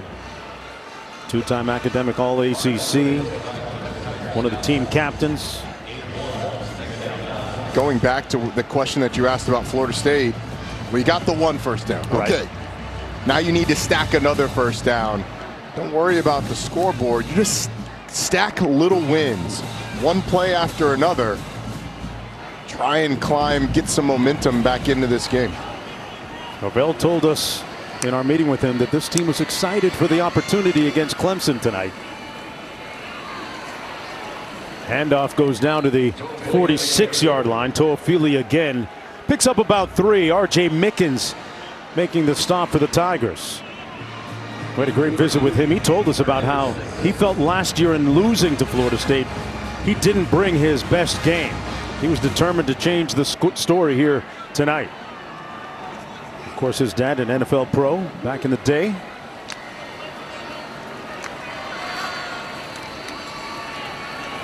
On the play action, they set up the screen to the tight end, Brian Courtney. And Courtney's going to be stopped up short of the first down on a 3-yard gain. 4th down, intriguing call coming up here, Roddy. There's no doubt that you go for it. The question is just about the play call. Do you put it on Brock Glenn? And if you do, what do you go with? They bring in Landon Thomas back into the game, the productive young tight end to the top in the slot. Seminoles 7-13 on 4th downs this season. They're going to throw it. Complete, and they move the chains. A huge confidence builder for Mike Norvell's offense, Roddy. And there is not much of a window to throw this ball into at all. Barrett Carter is coming from inside out, screaming towards this football. But Brock Glenn once again with the decisive throw right on the 1. That 1 is pretty thin, and he stuck it right in the middle of it. Nice job by the young quarterback. As you put it, stacking another win. Yeah. 1st and 10 at the 35. Samuel Singleton Jr. in the backfield. Gets it out quickly again on the edge, one-on-one, but a great open field tackle on Landon Thomas. That Clemson defense covering a lot of ground in the secondary. Ashton Hampton made the tackle to limit the gain to just 2 yards. He is an exciting young corner. 6'2", 200 pounds at the cornerback position. Hasn't played a ton this year because their 2 starters, Lucas and Terrell, have been excellent. But up in this game, getting the first drive, making a big tackle, physical from the big corner. His dad, Alonzo, is the head coach at Arkansas Pine Bluff. High snap! And Glenn pounces on it back on the Seminoles side of midfield. A self-inflicted wound. Wow. Yao Ming couldn't have caught that snap. I mean, and this is from a center that's a 5th-year senior, and Maurice Smith. Seen 2 of those tonight, right? We have. The other one he was at least able to wrangle and bring down. Wow, you lose 17 yards on that, Roddy. It's just a backbreaker. 3rd and 25.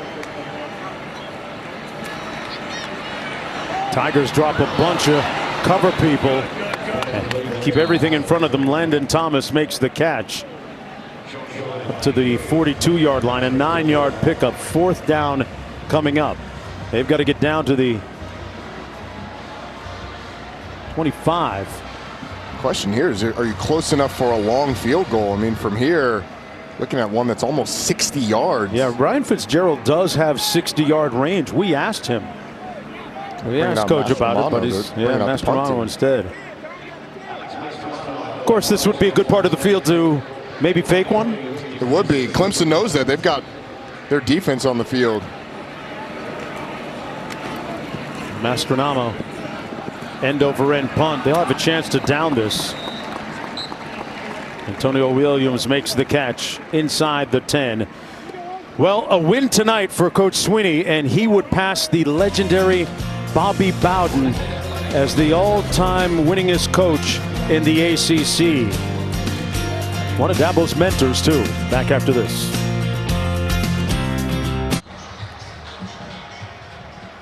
You're watching ESPN College Football Primetime, presented by IHG Hotels and Resorts. Yeah, it's a Fright night. It's a few weeks early for that. Yeah, about, what, 3? It is October. Maffa, wow. He planted somebody like a garden down there. Kirkland is wondering what hit him. Left pieces him on the field.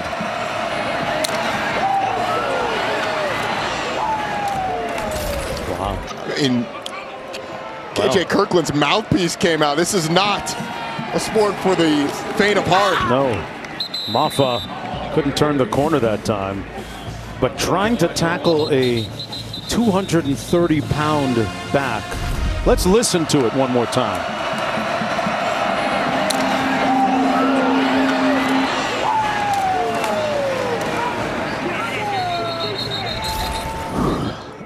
Tell you what, you take a hit like that, that'll rattle your feelings. That's why I played offense. Call your dentist. Well, there's the Taco Bell Live Más student section. All season long, student sections across the country are competing to be the Taco Bell Live Más student section of the year. Download the Taco Bell app to learn more.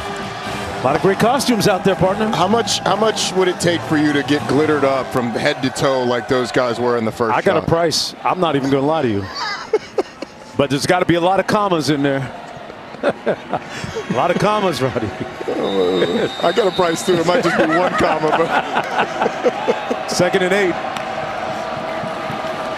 Klubnik surveys. Finds his man at the 27-yard line. That's Jay Haynes out of the backfield, still on his feet across the 29 for the first down. And the pack were giving him great assistance to move the chains. An 8-yard gain on this incredibly riveting night of college football, where #1 Alabama goes down in Nashville against Vanderbilt. A historic win for the Commodores. Run up the middle. This is Jay Haynes. What does that say about maybe the SEC, if anything at all, and the implication of the college football playoff? I think it's hard to draw grand conclusions about the league based on that game. I think Alabama, coming off a big win, just didn't respond very well. Vanderbilt held the ball for the vast majority of that game. On the other side, for the CFP, I mean, it certainly gives the SEC less margin for error, right, I think, when it comes to the college football playoff, particularly if Notre Dame's involved, one of those at-large spots.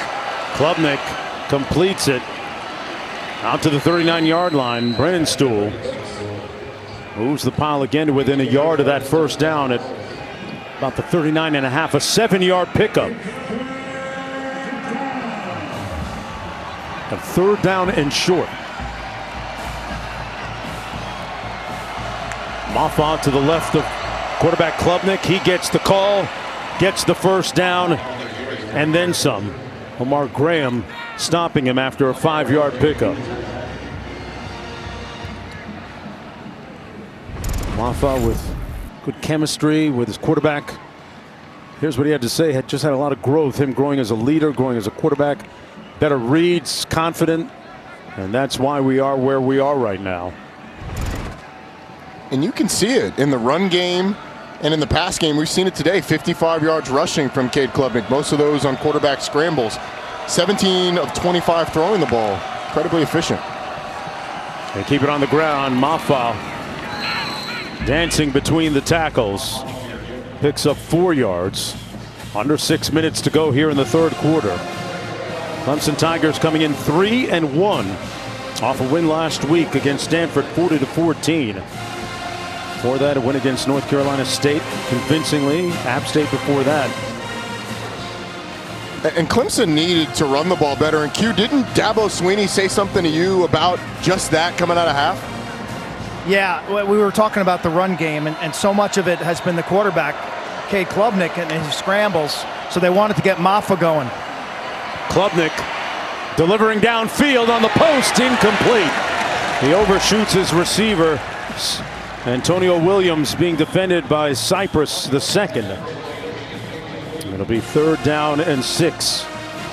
They've talked about him committing to those deep shots and being aggressive, right? And he's been high on a few balls today. That one a little bit overthrown. Antonio Williams didn't have a chance to adjust on it, or didn't see it very well to be able to. But I think Cade Klubnik, the deep ball is something that there's still a little bit of room for improvement. On 3rd and 6.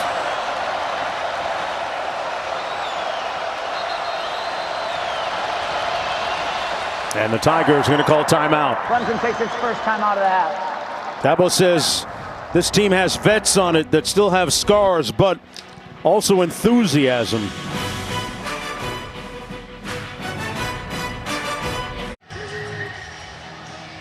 Welcome back. Hey, help people affected by Hurricane Helene. Donate at redcross.org/ESPN to help the Red Cross respond and help people recover. And watch special editions of ABC's Good Morning America tomorrow, Monday, and Tuesday as they spotlight communities across the Southeast impacted by Hurricane Helene, as well as their recovery efforts. On 3rd and 6, Klubnik incomplete at midfield, intended for Brennan Stool, broken up nicely by Graham Jr. And they'll get off the field. That's a really nice job by Omar Graham Jr., who's, again, getting a lot more playing time today because DJ Lundy's been banged up, not playing in this one. But the two guys who have filled in, Cam Riley and Omar Graham, have shown up. They're big, long linebackers. Nice job covering a really good receiving tight end there. McCoy back for the punt. Swanson from his own 38-yard line, a high end-over-end punt. The Karams at the 11, and the Tigers going to down it inside the 5. They'll spot it at the 4-yard line. So the Seminoles and first-time starter here at home, Brock Glenn, 96 yards away after that 48-yard punt. First down and 10 if you're just joining us. DJ Uiagalelei out with a hand injury. Was injured last week in their loss against SMU. And Brock Glenn with his first ever opportunity here at Florida State to have a whole week of practice knowing he was going to be QB1.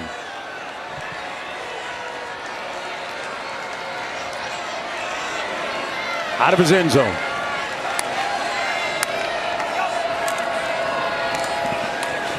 They keep it on the ground with Toafili. And nowhere to go for him. A 1-yard gain on the play. Capehart and Parker and Denhoff in on the stop for the Tigers. Florida State came into this game averaging 2.8 yards per rush. In this game, it's negative 0.1 yards per rush right now. I mean, it has been nothing on the ground the entire season for Florida State. Well, just when you thought it couldn't get worse, out of his end zone, takes a shot, overshoots his receiver, incomplete at midfield. He tried to find Hakeem Williams, but nobody was even close. Sets up a 3rd down and 9 to go. Brock Glenn actually has been familiar. Norvell was familiar with him going back to Norvell's time in Memphis when he was the coach there. Glenn went to Lausanne School, one of the top schools athletically in the area. His parents were vacationing down here in Tallahassee. He came along and that helped seal the deal in terms of his recruitment. On 3rd and 9. Incomplete at the 15-yard line for Ja'Kai Douglas. Looked like it hit him in the hands and he couldn't squeeze it. Ended up being a tough ball to catch for Ja'Kai Douglas, but it was really because there was a little bit of pressure in Brock Glenn's face, and he tried to reset and throw it almost sidearm. Wasn't the most accurate throw we've seen from Brock Glenn tonight, and Clemson is able to get off the field on 3rd down. And they should end up with pretty good field position after this punt by Mastromano. Out of the shadows of his own goalposts. A line drive spiral returnable at the 40-yard line. Here's Antonio Williams. And Williams brought down right around the 44, 45-yard line.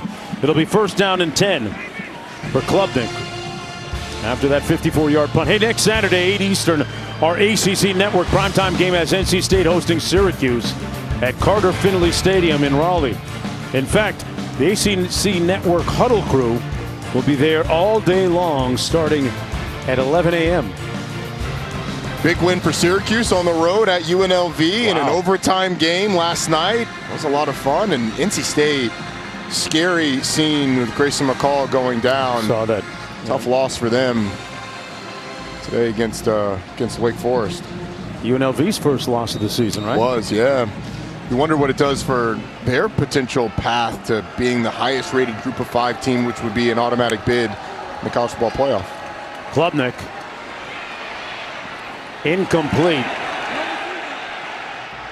It'll be second down and 10. Good pressure up front by Byron Turner Jr. The 6'4" redshirt junior out of Louisiana. That's up a second down and 10 for the Tigers. No scoring so far here in the third quarter.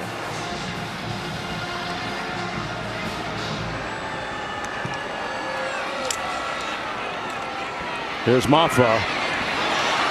They have been handing the ball off to him frequently here in the third quarter. They almost seem very purposeful about doing that.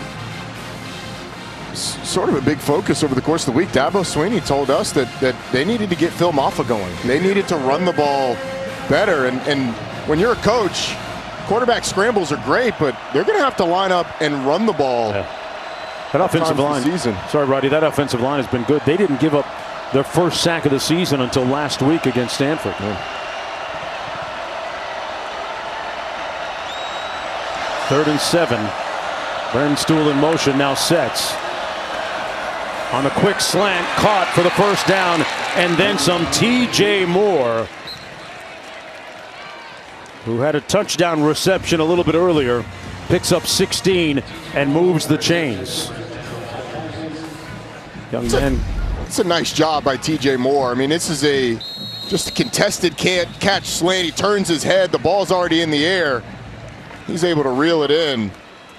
T.J. Moore is a big-time prospect. I mean, 6'3", 200 pounds. Talked about what he's been through since Hurricane Helene. Took his family's house just north of Clearwater. Him to get in the end zone today is tremendous. And also, that catch was big time. So far through a GoFundMe effort, they've raised in the vicinity of $50,000 for recovery efforts for T.J. Moore and his family to get them relocated and rehoused. Meanwhile, we have Walker Parks shaken up on the field, the starting right guard for the Tigers.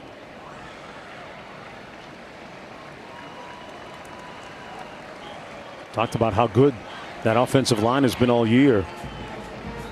See if they can finish the job here on the ground, getting Maffa going, like you said.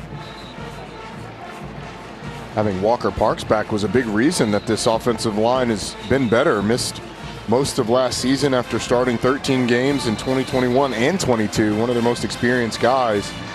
It's good to see him get up and walk off. Looks like he was just a bit shaken up. Under 3 minutes to go here in the third quarter. Mark Jones, Roddy Jones, Quint Kessenich here on the JOB as Clemson looks for its 4th win of the season.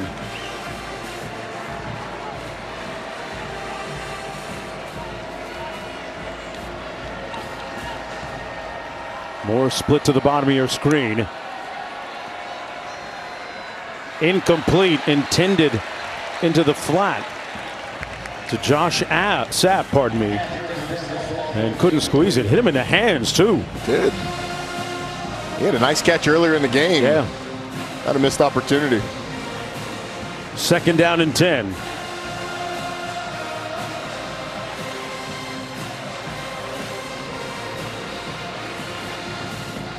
Marching Chiefs still into the game a little bit. Yes. Maffa motions out of the backfield. Klubnik made a nice move, but he's brought down at about the 24-yard line by Joshua Farmer. One of the better stories on that defense for defensive coordinator Adam Fuller. Causes a lot of disruption up there. When teams say Florida State has talent, the first guy that they mention often is Joshua Farmer, number 5. This guy's going to play in the NFL probably for a long time, as disruptive as he can be at defensive tackle. 3rd and 8. On the out. Caught at the 11-yard line. Cole Turner contorted his body and made the grab to pick up 13 and a first down. This did not look like an easy routine catch, Roddy. It's a great display of body control by Cole Turner. Going up to the inside, catching the ball, getting down in bounds on the 3rd down, no less. So high pressure, as high pressure as it gets in this situation. Turner, one of the faster players, along with Wesco on that Tiger offense. They motion him this time into the end zone, incomplete. Intended for the tight end, Olsen Pat Henry. So it'll be 2nd down and 10 for Clemson. Clemson thought that when they sent that motion across the formation that the corner, Fintrell Cypress, was going to follow the motion all the way across. Well, he passed the receiver off to the other defenders and blitzed off the edge, which forced Cade Klubnik to have to let it go.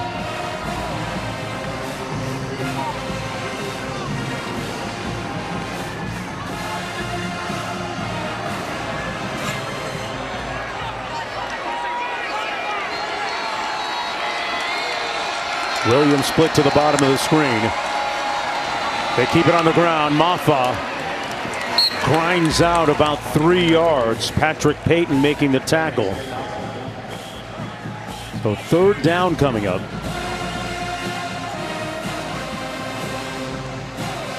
Maffa was a guy that they said they wanted to be purposeful about making sure he had success today. He's been a real pro in his approach. 3rd and 7 now. Expect some pressure out of Florida State. Try and make Cade Klubnik get the ball out of his hands quickly. Create some one-on-ones for these pass rushers. Klubnik broken up nicely. No flag on the play. Cypress got a hand in there and punched it away from Turner. Boy, he had a great beat on that, Roddy. And he didn't commit pass interference prior to the ball being there. Sort of stayed on the back of Cole Turner until the ball arrived and stuck his hand around, knocked it down. Very composed way of playing cornerback from Fintrell Cypress. Here comes Nolan Hoosier again. This one coming from 25 yards out. Hoosier got it blocked again. For the 2nd time tonight, the Seminoles snuff a field goal attempt.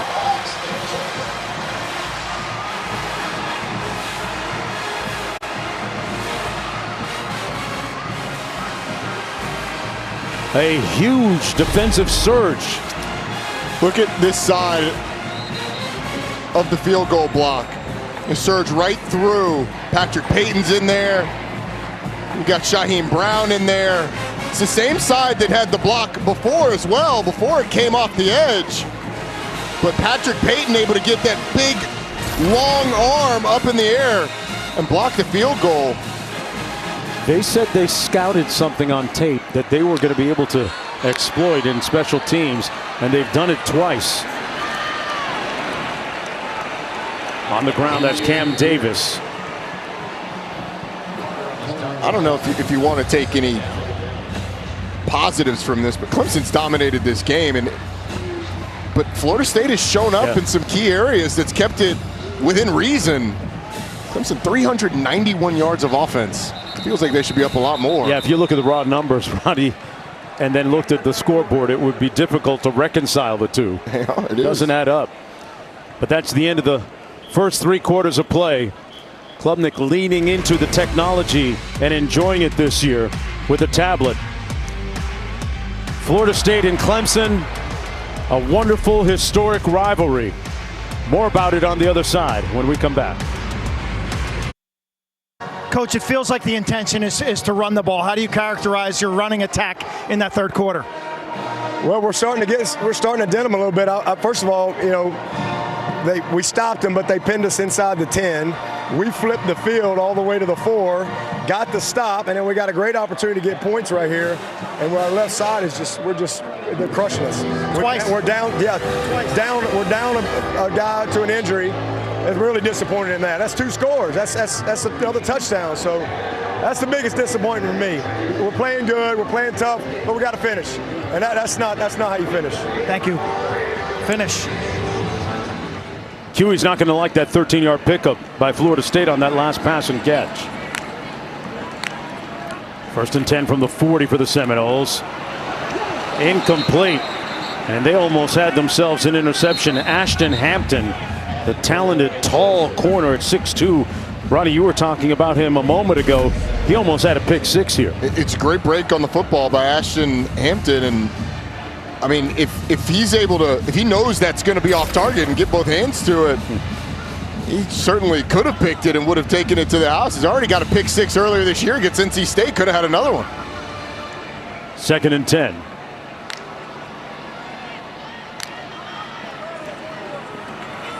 They run the counter down to the 42-yard line. Toafili picked up 2 yards, sets up 3rd and long, and another errant snap here. Brock Glenn having to go up and get it a little bit. We've seen one that he's kind of had to jump for. One went way over his head for a 17-yard loss. That one directly right at his head. You're a baseball guy. He needs that catcher's mitt for the knuckleball. Maybe the first base mitt. Try and wrangle that thing a little bit bigger. 3rd and 8. They go empty. Pass is complete, but short of the first down. Malik Benson made the catch, but Terrell was right there to stop him short of midfield even. And it's 4th down, and the Seminoles are going to go for it after the 6-yard pickup. Converted their first 4th down that they went for earlier in this game.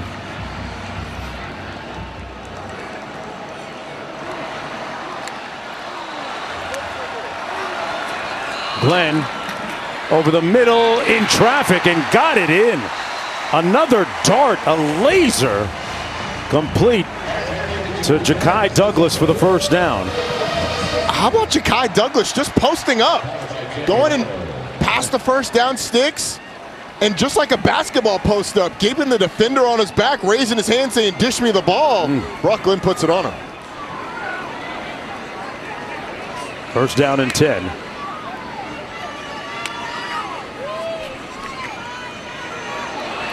Glenn wide open underneath, and it's dropped by Portier. Let's go back to the studio, but there's a flag down on the play.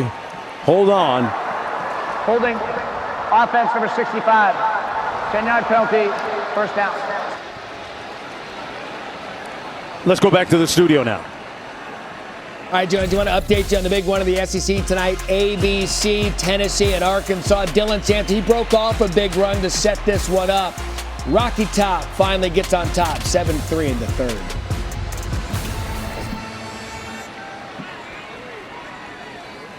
All right, back here, they've moved it back. Boy, the Seminoles, 7 penalties for a total of 75 yards. On a night when the offense has been hard to come by. Taking a shot downfield, got a man! Incomplete at the 7 for Williamson. He appeared to lose his footing, but wow, that was there. The last 2 plays describe Florida State's season perfectly. You draw a play before where you've got a wide open player who drops the ball, but you have a holding penalty anyway.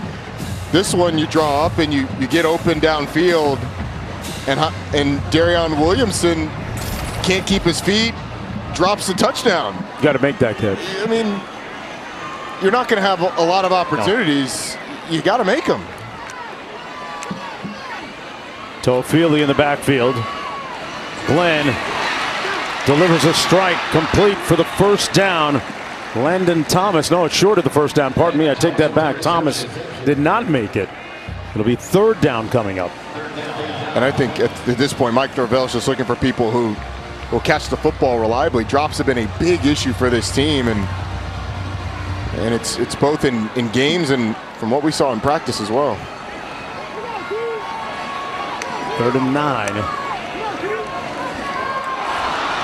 Another errant snap, and incomplete as a result. Tough to make up for a bad snap like that and make something out of a play. 4th down coming up. This has been an issue all day. That one Brock Glenn was able to hold on to. This one was a 17-yard loss is what it resulted in. That one was high, and then we got our first one that was low and outside on the last play. Between that and the penalties and the drops, I mean, it's kind of who Florida State's been. The good news is they've converted both times on 4th down tonight. Some sunshine. Hey man, half full, not half empty. Not yet. Glenn, nice pump fake, tucks it under, gonna try and make it on his own. Oh, he did the self-checkout, did it himself, and got the first down. Brock Glenn with a last gasp lunge.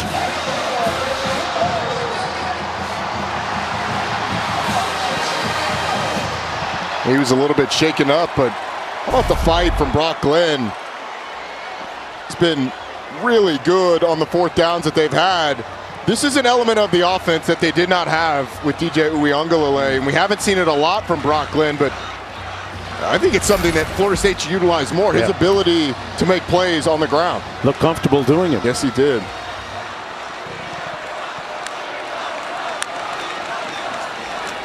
On 1st and 10, steps up, tried to throw it, and it was tipped. It was wobbly coming out of his hand. Trey Williams putting pressure on him. It'll be 2nd down and 10. Does a nice job of maneuvering in the pocket, but Jaheim Lawson creates the first pressure, and then up the middle, Trey Williams gets a hand out there on Brock Glenn. I mean, he had nowhere to go. He goes left and there's pressure. He goes right and there's pressure. He climbs in the pocket and there's pressure. They were on him like white on rice. Yes, they were. I mean, yes, they were. 2nd and 10. Good to stay alive on that last play.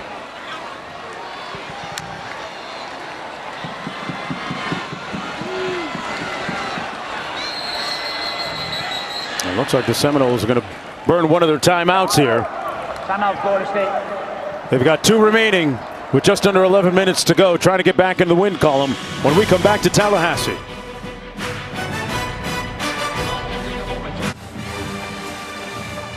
Under the lights here at Doak Campbell Stadium in Tallahassee. Here are the featured games for next week. Our Week 5 Monday Night Football matchup has the Saints-Chiefs. Tuesday, we have an NHL opening night tripleheader on ESPN. The middle game has the defending Stanley Cup champs hosting the Bruins, and Game 1 of the WNBA Finals Thursday night on ESPN. Brock Glenn on the move. Gets down inside the 30, back up quickly. Barrett Carter making the stop on the play. A pickup of 6 for Brock Glenn. I think you have to like what you've seen on the whole from Brock Glenn, and it's not all about the production, but it's about the attitude and the energy that he's brought with his legs and just his moxie. There's something to him. 3rd and 4. 4th down territory. Throws a dart complete to Hakeem Williams, still on his feet and down within the shadow of the 10-yard line. 1st and 10, Florida State. Brock Glenn in a nice rhythm. He is. I think that ball squirted out. And lucky for them, Amari Williams was able to jump on it. Going to place it at the 12. Seminoles moving with brevity right now.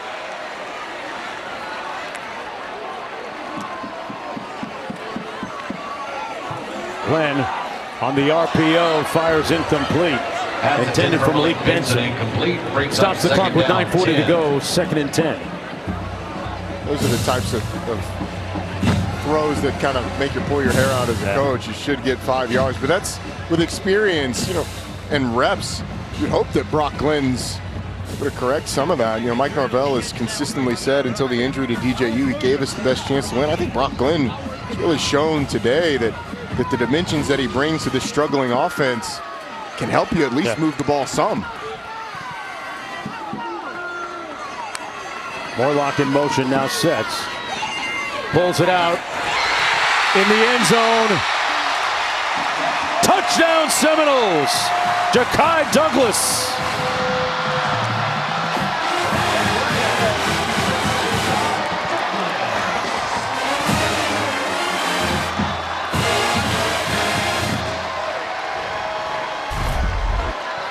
Ja'Kai Douglas just beats his man inside. And a nice throw on the money by Brock Glenn. And now Florida State in a situation where they're going to go for 2. Try and cut this deficit to 8 if they can. Makes it a potential 1-score game. A little over 9.5 to go. Cam Davis in the backfield. And we're going to have a timeout called by Clemson. For the try, Clemson takes the second timeout of the half. Well, keep in mind, folks, that last year Clemson was in control for about 47.5 minutes before the Seminoles rallied to win the game in overtime, something that wasn't lost on Clemson and their coaching staff this week. No, it was not. And they wanted to come out and play well, kind of in a revenge kind of way, because they felt like they should have won that game last year. But Dabo Swinney's got to be frustrated. His team has dominated this game. And yet, with the conversion here, this is really interesting. And surprisingly interesting if Florida State's only down by 8. Clemson, that one timeout that they have left, having to take those 2 timeouts, might come back to haunt them. Number 15 Clemson against unranked Florida State, coming in at 1-4 on a day that saw Vanderbilt upset number 1 Alabama. And back to the field on the 2-point attempt. Glenn fires, incomplete. And it remains a 10-point margin intended for Malik Benson. But the Seminoles showing life with 9:36 to play.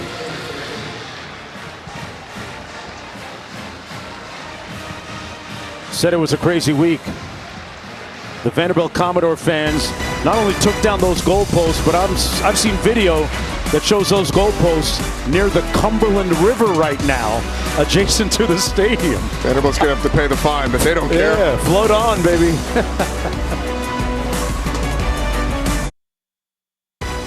ESPN College Football Primetime is presented by IHG Hotels and Resorts. 19 hotel brands, 1 loyalty program. Download the app. And in part by Mercedes-Benz. Been a wonderful procession of big-time quarterbacks coming out of Westlake High School down there in Texas. Klubnik, the latest. Trying to put this game on ice, but a feisty Florida State squad right now, refusing to give up. And we saw evidence of that all week, watching them in practice and listening to head coach Mike Norvell. That's an adjective that hasn't often been used to describe Florida State, feisty. But they have been in this game. They haven't given up. They've been really good on 4th downs when they've gone for it. Now it's up to this defense to get a stop. And if you're Clemson, you're trying to reassert the dominance that you've established in this game, because on the stat sheet, they should be running away with this thing, and here we are in a 10-point game.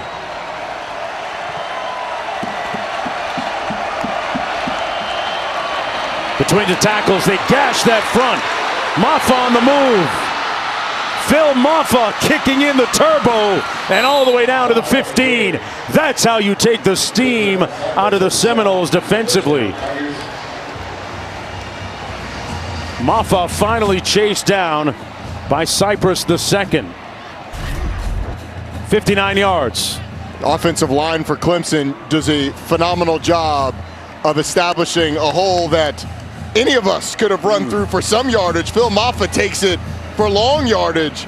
It's a good hustle by Fintrell Cypress, tracking him down. I'm not sure Shaheem Brown would have gotten him before the end zone, but Phil Maffa now over 100 yards. It's amazing what a long run will do for that average.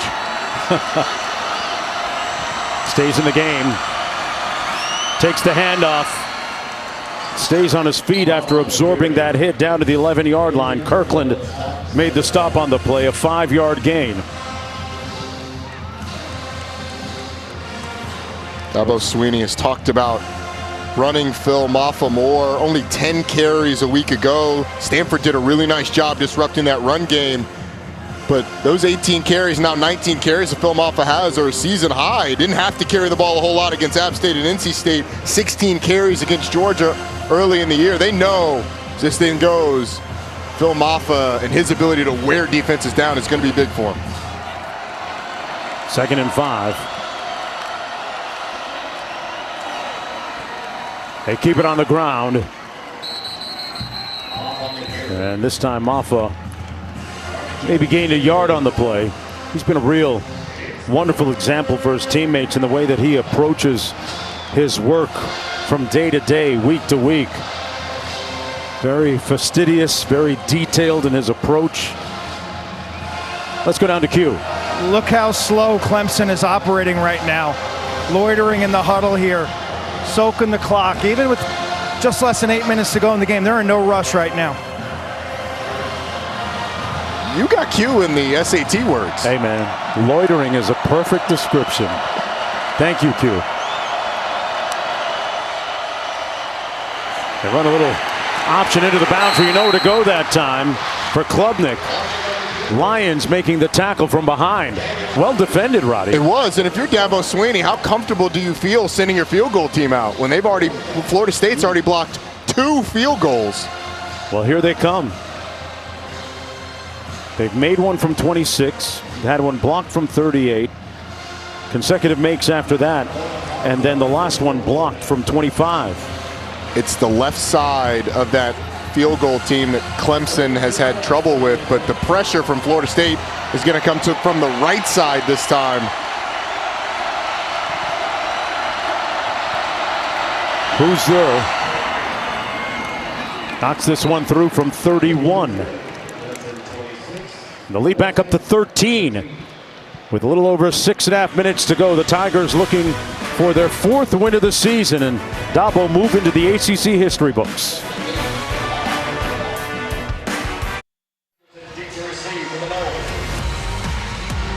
Well, when you look at the rivalry between these two schools, so many wonderful names have come through the gates of these stadiums through the years, and Dabo Swinney on the cusp of passing Bobby Bowden in terms of all-time ACC wins. You think about Mickey Andrews, Myron Rolle, the Fridge, primetime Deion Sanders. So many guys have been, so many luminaries who ended up in the Hall of Fame have been a part of this Florida State-Clemson rivalry.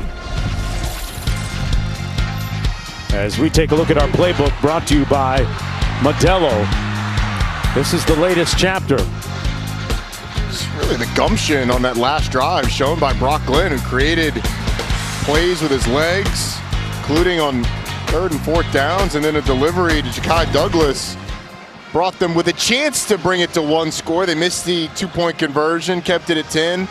This Florida State defense has been good when Clemson's gotten in the red zone. They've held Clemson to 3 of 5 in the red zone, only 1 of those a touchdown. Let's see if this Florida State offense can stack another win. Up top, Glenn, incomplete, down the far sideline, intended for Danzy. Ball kind of hung up there for a little bit. It looked like Brock Glenn was kind of fading back and little hand fighting up there. Yeah, and then on the back end, it's another example. Micah Danzy Mekhi Danzy just not able to reel it in. The ball is there. He's got 2 hands on it. Another missed opportunity. 2nd and 10 coming up. Brock Glenn going through his progression and got sacked before he had time to throw it by T.J. Parker, one of their best pass rushers up front. That's his 4th sack of the season. 2 weeks ago, remember, he had that jarring hit against North Carolina State's quarterback that caused a fumble in that game. He's a big-timer. He is. He is a next-level player. Only a sophomore, still learning those pass rush moves, the craft of the game, but man, he is explosive and really fun to talk to. Man. Caught up with him before the game last week. Phoenix City, Alabama. A lot of good ones out of there. And another sack. They're going to say that he might have been down first, as this time it was Jaheim Lawson in there before Brock Glenn had a chance to throw it. And look who was there to make the catch. Q. No run afterwards, huh? On a clean hop. Okay. Always, my man. I will tell you something about these game balls. They're a little stickier than the ones you use in practice. I tell you that much. Wow. These things are sauced up pretty good. Okay. Hasn't helped the Florida State receivers all that much, Q. Yeah, Q uncovering the truth down there. 4th and 15. 7th punt of the evening for Alex Mastromano from Australia. It'll bounce and take a Tiger bounce all the way out to the 46-yard line. Let's go back to the studio. All right, Jones, you're getting interesting between Tennessee and Arkansas. Jaquindon Jackson gets Woo-Pig their first touchdown of the night. Now 14-10 Tennessee. End of the 3rd quarter. Don't forget tonight, Miami traveled all the way to Cal Berkeley for that convenient ACC game. Reuben Bain Jr. returning tonight. One of the best defensive players. That's kicking off in about 23 minutes here on ESPN. All right, thanks a lot. Back here, 5:39 to go. 1st down and 10 for the Tigers. On the verge of getting their atonement from a season ago when they lost in overtime to the Seminoles. On 1st and 10, Antonio Williams turns the corner and picks up another 1st down all the way down to the 30-yard line. Here's what Dabo had to say about going on the road after 3 consecutive weeks at home. We had a good month here at home. That's great for us, but you got to take it on the road. Good teams win at home. Great teams win on the road. That's the essence of what he's been preaching to his team for the last week. And Dabo Swinney likes to break their season up into different phases of the season. And says a great September sets you up for a big October, would set you up for that championship phase in November. That's what he's got his team focused on. Maffa between the tackles, brought down to the 30-yard line. You know, I know that this Florida State fan base is disappointed right now, and they do have a strong, vast fan base. Florida State takes its 2nd timeout of the half. Seminoles are going to use one of their timeouts. You know, ran into a buddy of mine all the way out in Sacramento, California, Carmichael Dave, whose parents attended Florida State here back in the days of Fred Biletnikoff. Wow.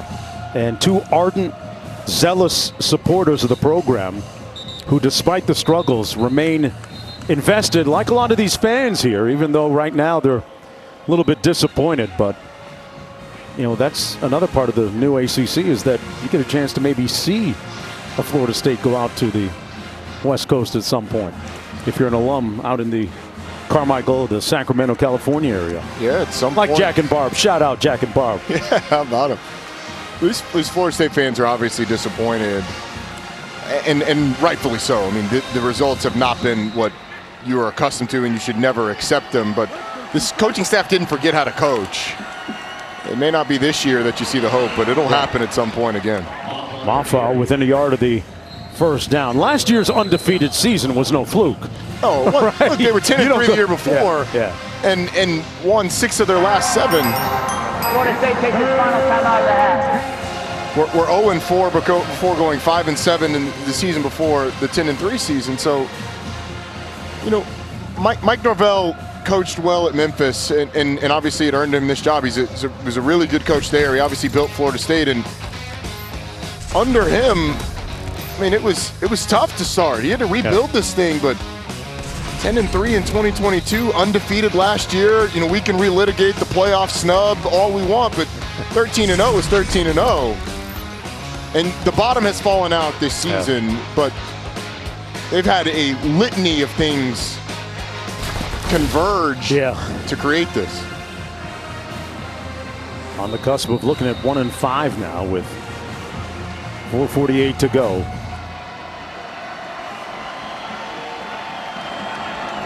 Next week, they'll have a week off and then play at Duke. Mafa, as the Tigers disembowel that defensive front of the Seminoles. Clock still running. Florida State with no timeouts remaining. And their starting quarterback on the bench with that huge cast-like device on his arm, on his hand.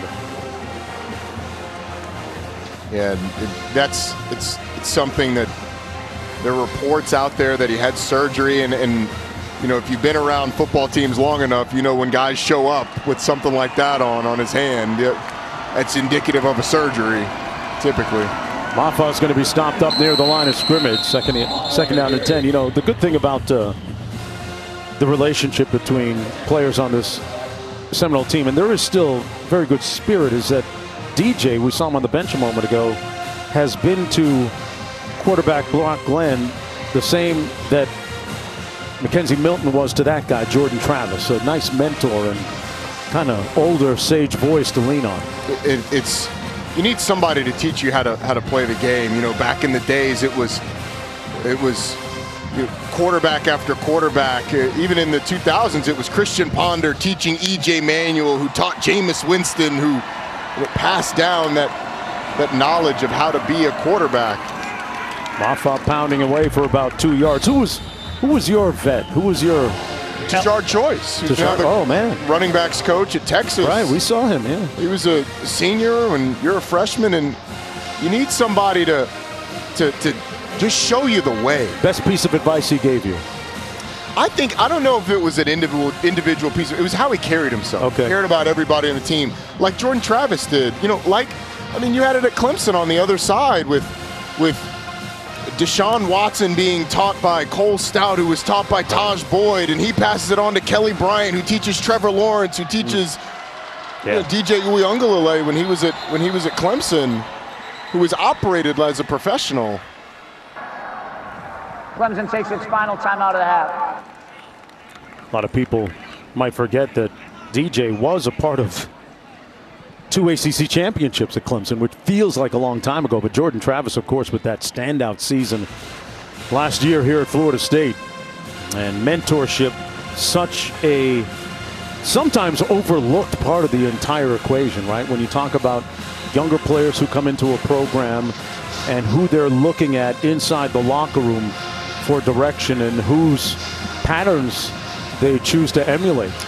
It's a great point. In a transfer portal era, you wonder how much of that is lost at times with guys moving from place to place.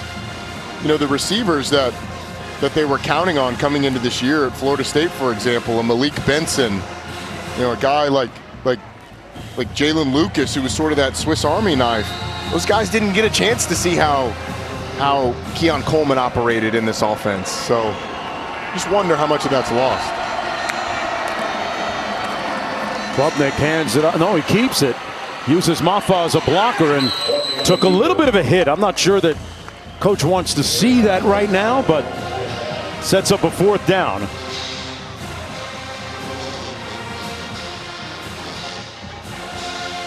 Clemson going to trot out the field goal too. They're going to take it down to the 2-minute timeout. Yeah. But I feel like Clemson fans are holding their breath anytime the field goal team trots on the field at this point. Although this is, again, a situation where the right side of that field goal unit is going to be tested. The left side has been the one that's let the pressure through. Yeah, special teams has been revealing tonight for the Clemson Tigers in an auspicious way.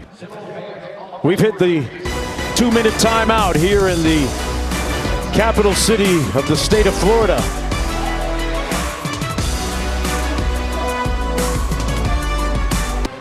Back to the action here in Tallahassee, and that is the Florida State book guy. He's back. He's back. I'm going to say this. I met him today when I was on my run on the Allapattee Parkway. I would love to know what book he's reading, though. He said he'd be at the game tonight. He promised. Might not like this scoreboard right now as the Tigers knock through another field goal, this one from 24 yards out. It's their 7th attempt tonight. And I met him. He was walking his, I think it was a Labradoodle he had.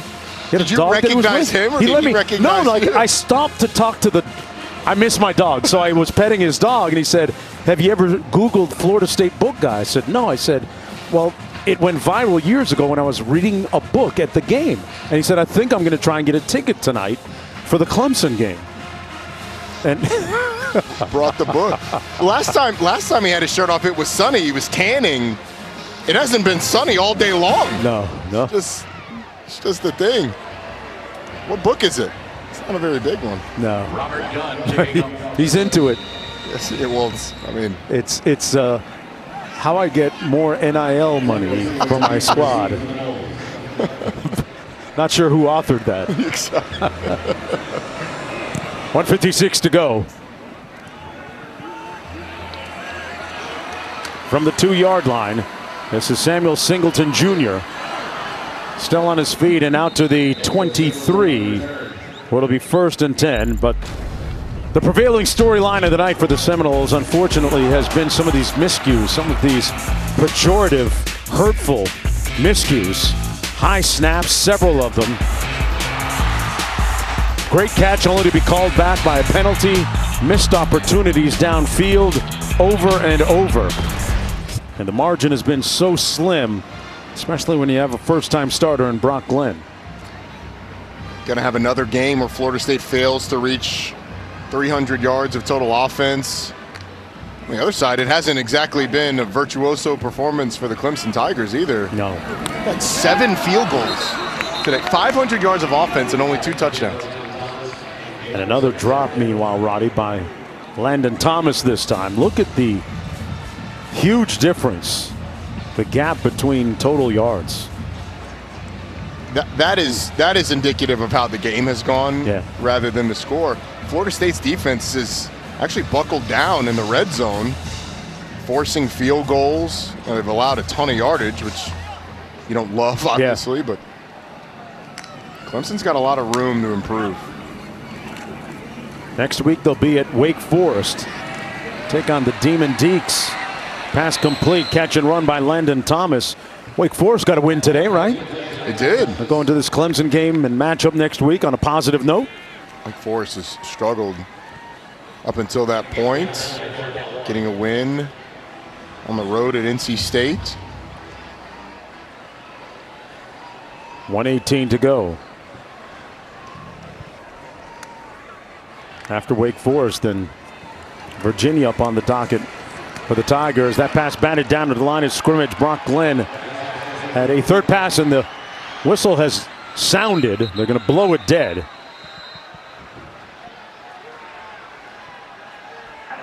Ring on the field is an incomplete pass. Looking at a 4th down and 1 now.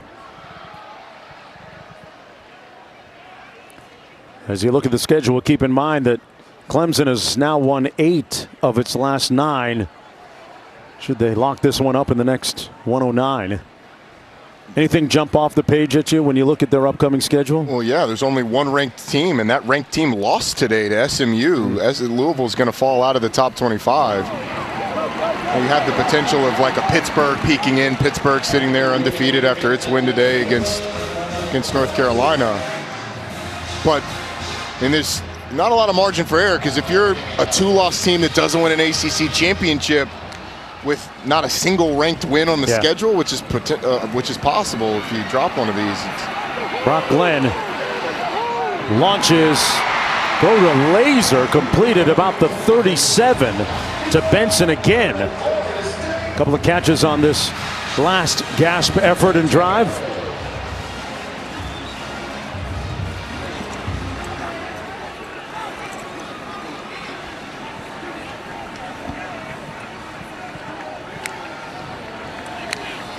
Benson split to the bottom of your screen.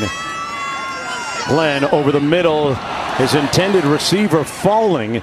That was the tight end, Williams. Why that touchdown catch a little bit earlier. There. You could see Brock Glenn. You could see Brock Glenn a little frustrated. Amari Williams, the freshman, cleared the linebackers, and Brock Glenn wanted him to bend it back inside. That's something that an older player sees the split safeties, bends it back in. But the youth movement that I think we're going to continue to see from Florida State, with guys like Landon Thomas, Amari Williams playing, Mekhi Danzy, Lawayne McCoy, it's true freshmen getting the playing time, you're going to have some of those mistakes. 31 seconds to go. Glenn out of the shotgun. Complete to his tight end, Landon Thomas. And Thomas brought down at about the 37-yard line. How important were these reps for the young quarterback there tonight? They're huge, and he will continue to gain confidence and knowledge as they go. Because it feels like it's going to be his team for at least a little while. Here he is doing it himself, sliding in at the 26-yard line, and that's going to do it. The clock hits 0. And Clemson wins it to improve to 4-1. The final score, 29-13. And with that, Dabo Swinney usurps his mentor, Bobby Bowden, as the winningest coach in ACC history. As the respective brain trust meet at the field. Final thought, Roddy? Sloppy for both teams. Brock Glenn left it all on the field, but it's a Clemson team that's got a lot of room to improve, but improving with a win. Miami Cal is coming up next. For Roddy Jones, Quint Kesenick, and our entire talented crew behind the camera you never get a chance to see. Kim Belton, our producer, Anthony DeMarco, our director. I'm Mark Jones right now to Reese Davis and Brock Osweiler in Berkeley, California.